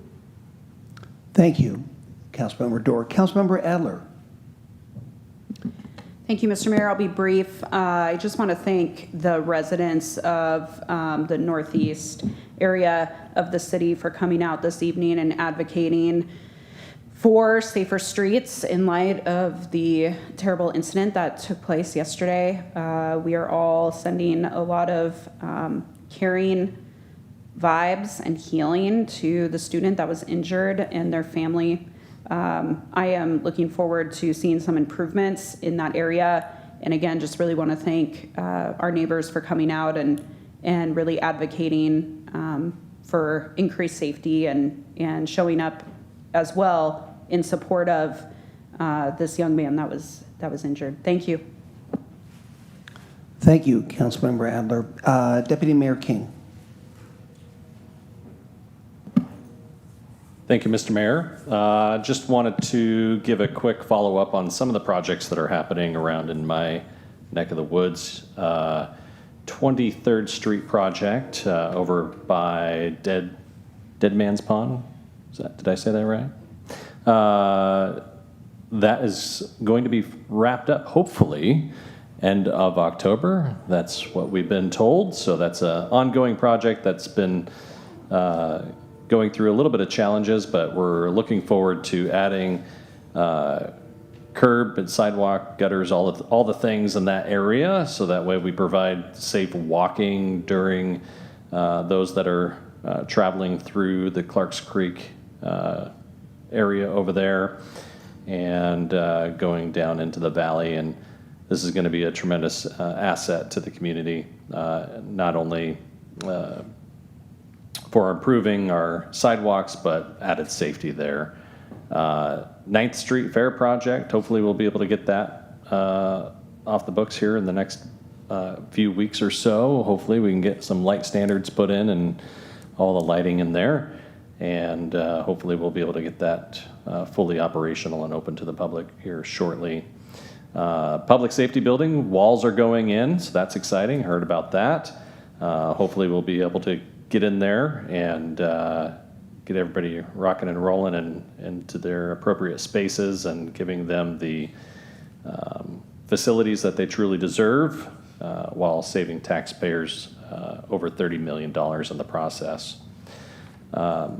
This is the last weekend of the farmers market, as mentioned, and so I'm excited about that. Teen Zone ribbon cutting Thursday, that was mentioned. Really excited about that. Really excited to have a place for teens to be able to head to and have a safe place to gather, and really excited to see how that project turned out. Couple other things. Just wanted to also reiterate, appreciate everybody that came out to voice their concerns over the safety in our northeast area of our city. And that's been one of the things that I've been working on myself, just trying to figure out how we can create a more safer, walkable area throughout not only our downtown, but throughout our entire city. One of the things that we've been able to try to do is slow down the traffic on Meridian. It's a never-ending battle, but it is something that we've been working on by adding some additional placards and orange signs to the top of our mile-per-hour signs to create more attention to the speed limit. So street safety has always been one of our top priorities, and thankful that we're going to be able to hopefully see a good outcome for those that are, for that person that was injured yesterday. Lastly, as a past president of the Puyallup Kiwanis Club for 2 years, I also encourage you to get connected into a community service club. Being a member for the last 13 years is a tremendous asset to our city for those that are connected within the community service club or clubs. So if you're not in one, get in one and go Kiwanis. Yeah, thank you. You're the recruiting person, right, for them? Yes. Okay, excellent. All right. I only have one point this evening, and it has to deal with traffic calming, traffic mitigation, also pedestrian safety, because that's part of the impetus as to why people look at that. We have a program in Puyallup where if you go on to the City of Puyallup website, and let's make sure that, by the way, Ezra down in the corner, when you click Ezra, that if a person puts in their traffic mitigation or traffic calming, that this comes up. If you do that, and by the way, if you go to the city website, there's a little picture of Ezra there. Just it's supposed to be our chat bot. Not that Ezra knows everything. I think it's somewhat limited, but we'll know how to get this. And if you go to that traffic calming site, you will see there's a procedure we have in Puyallup that neighborhoods go through that will have our traffic engineers come in, and they will investigate your particular street, and that will be the traffic patterns, frequency, pedestrians, etc., and then look at traffic calming for that particular street. It has a petition attached to it that requires that you get 50%. Individuals said, I thought he said 94% or something like that. It's actually 50%, and I'm going to go talk to him to see where he actually got those numbers from. But you get half of your neighbors to agree that we have a traffic issue, and the City of Puyallup will get engaged. I have found that when people actually engage in the process of getting signatures, it's actually pretty easy to get 50% of the people on your street to say, yes, we need to do something about the traffic. That's kind of the threshold. In this particular case, we're going to have traffic engineers. We're extremely unfortunate. Both my daughters were outstanding cross-country runners. You may remember them from about 10 years ago at Puyallup High School. They were, I think one of them, I think broke several records actually, but they would run in this very same spot virtually every single day. So I would say hundreds of times my daughters, they're identical twins, have actually run through this area, and we do have to get it straightened out. But I'm saying that the traffic problems we have in Puyallup are not limited to the northeast section. There was a lady here that was sitting in the back today. She had come forward last time. She's from the southeast section of town and has tremendous number of recommendations that we need. If you are in another area of town, again, the way you start this process, go to our website, go to Ezra, put traffic mitigation, traffic calming, and the process will come up, and we'll start that process going. And that could involve speed bumps, it could involve stop signs, crosswalks, all kinds of enhancements that you look at. And I'm not saying that that all comes with a package, but if it's appropriate for your road and to calm traffic, we will look at the variety of mechanisms to do that. So that's kind of the point of my mayor's message, is that I want to make every street safe in the city of Puyallup. I grew up at a time when I could grab a football and a baseball and go out and play catch with my dad in our road. And today, with the rapid growth that we have, I really question how many streets we can do that. But I'd like to slow it down. Thank you.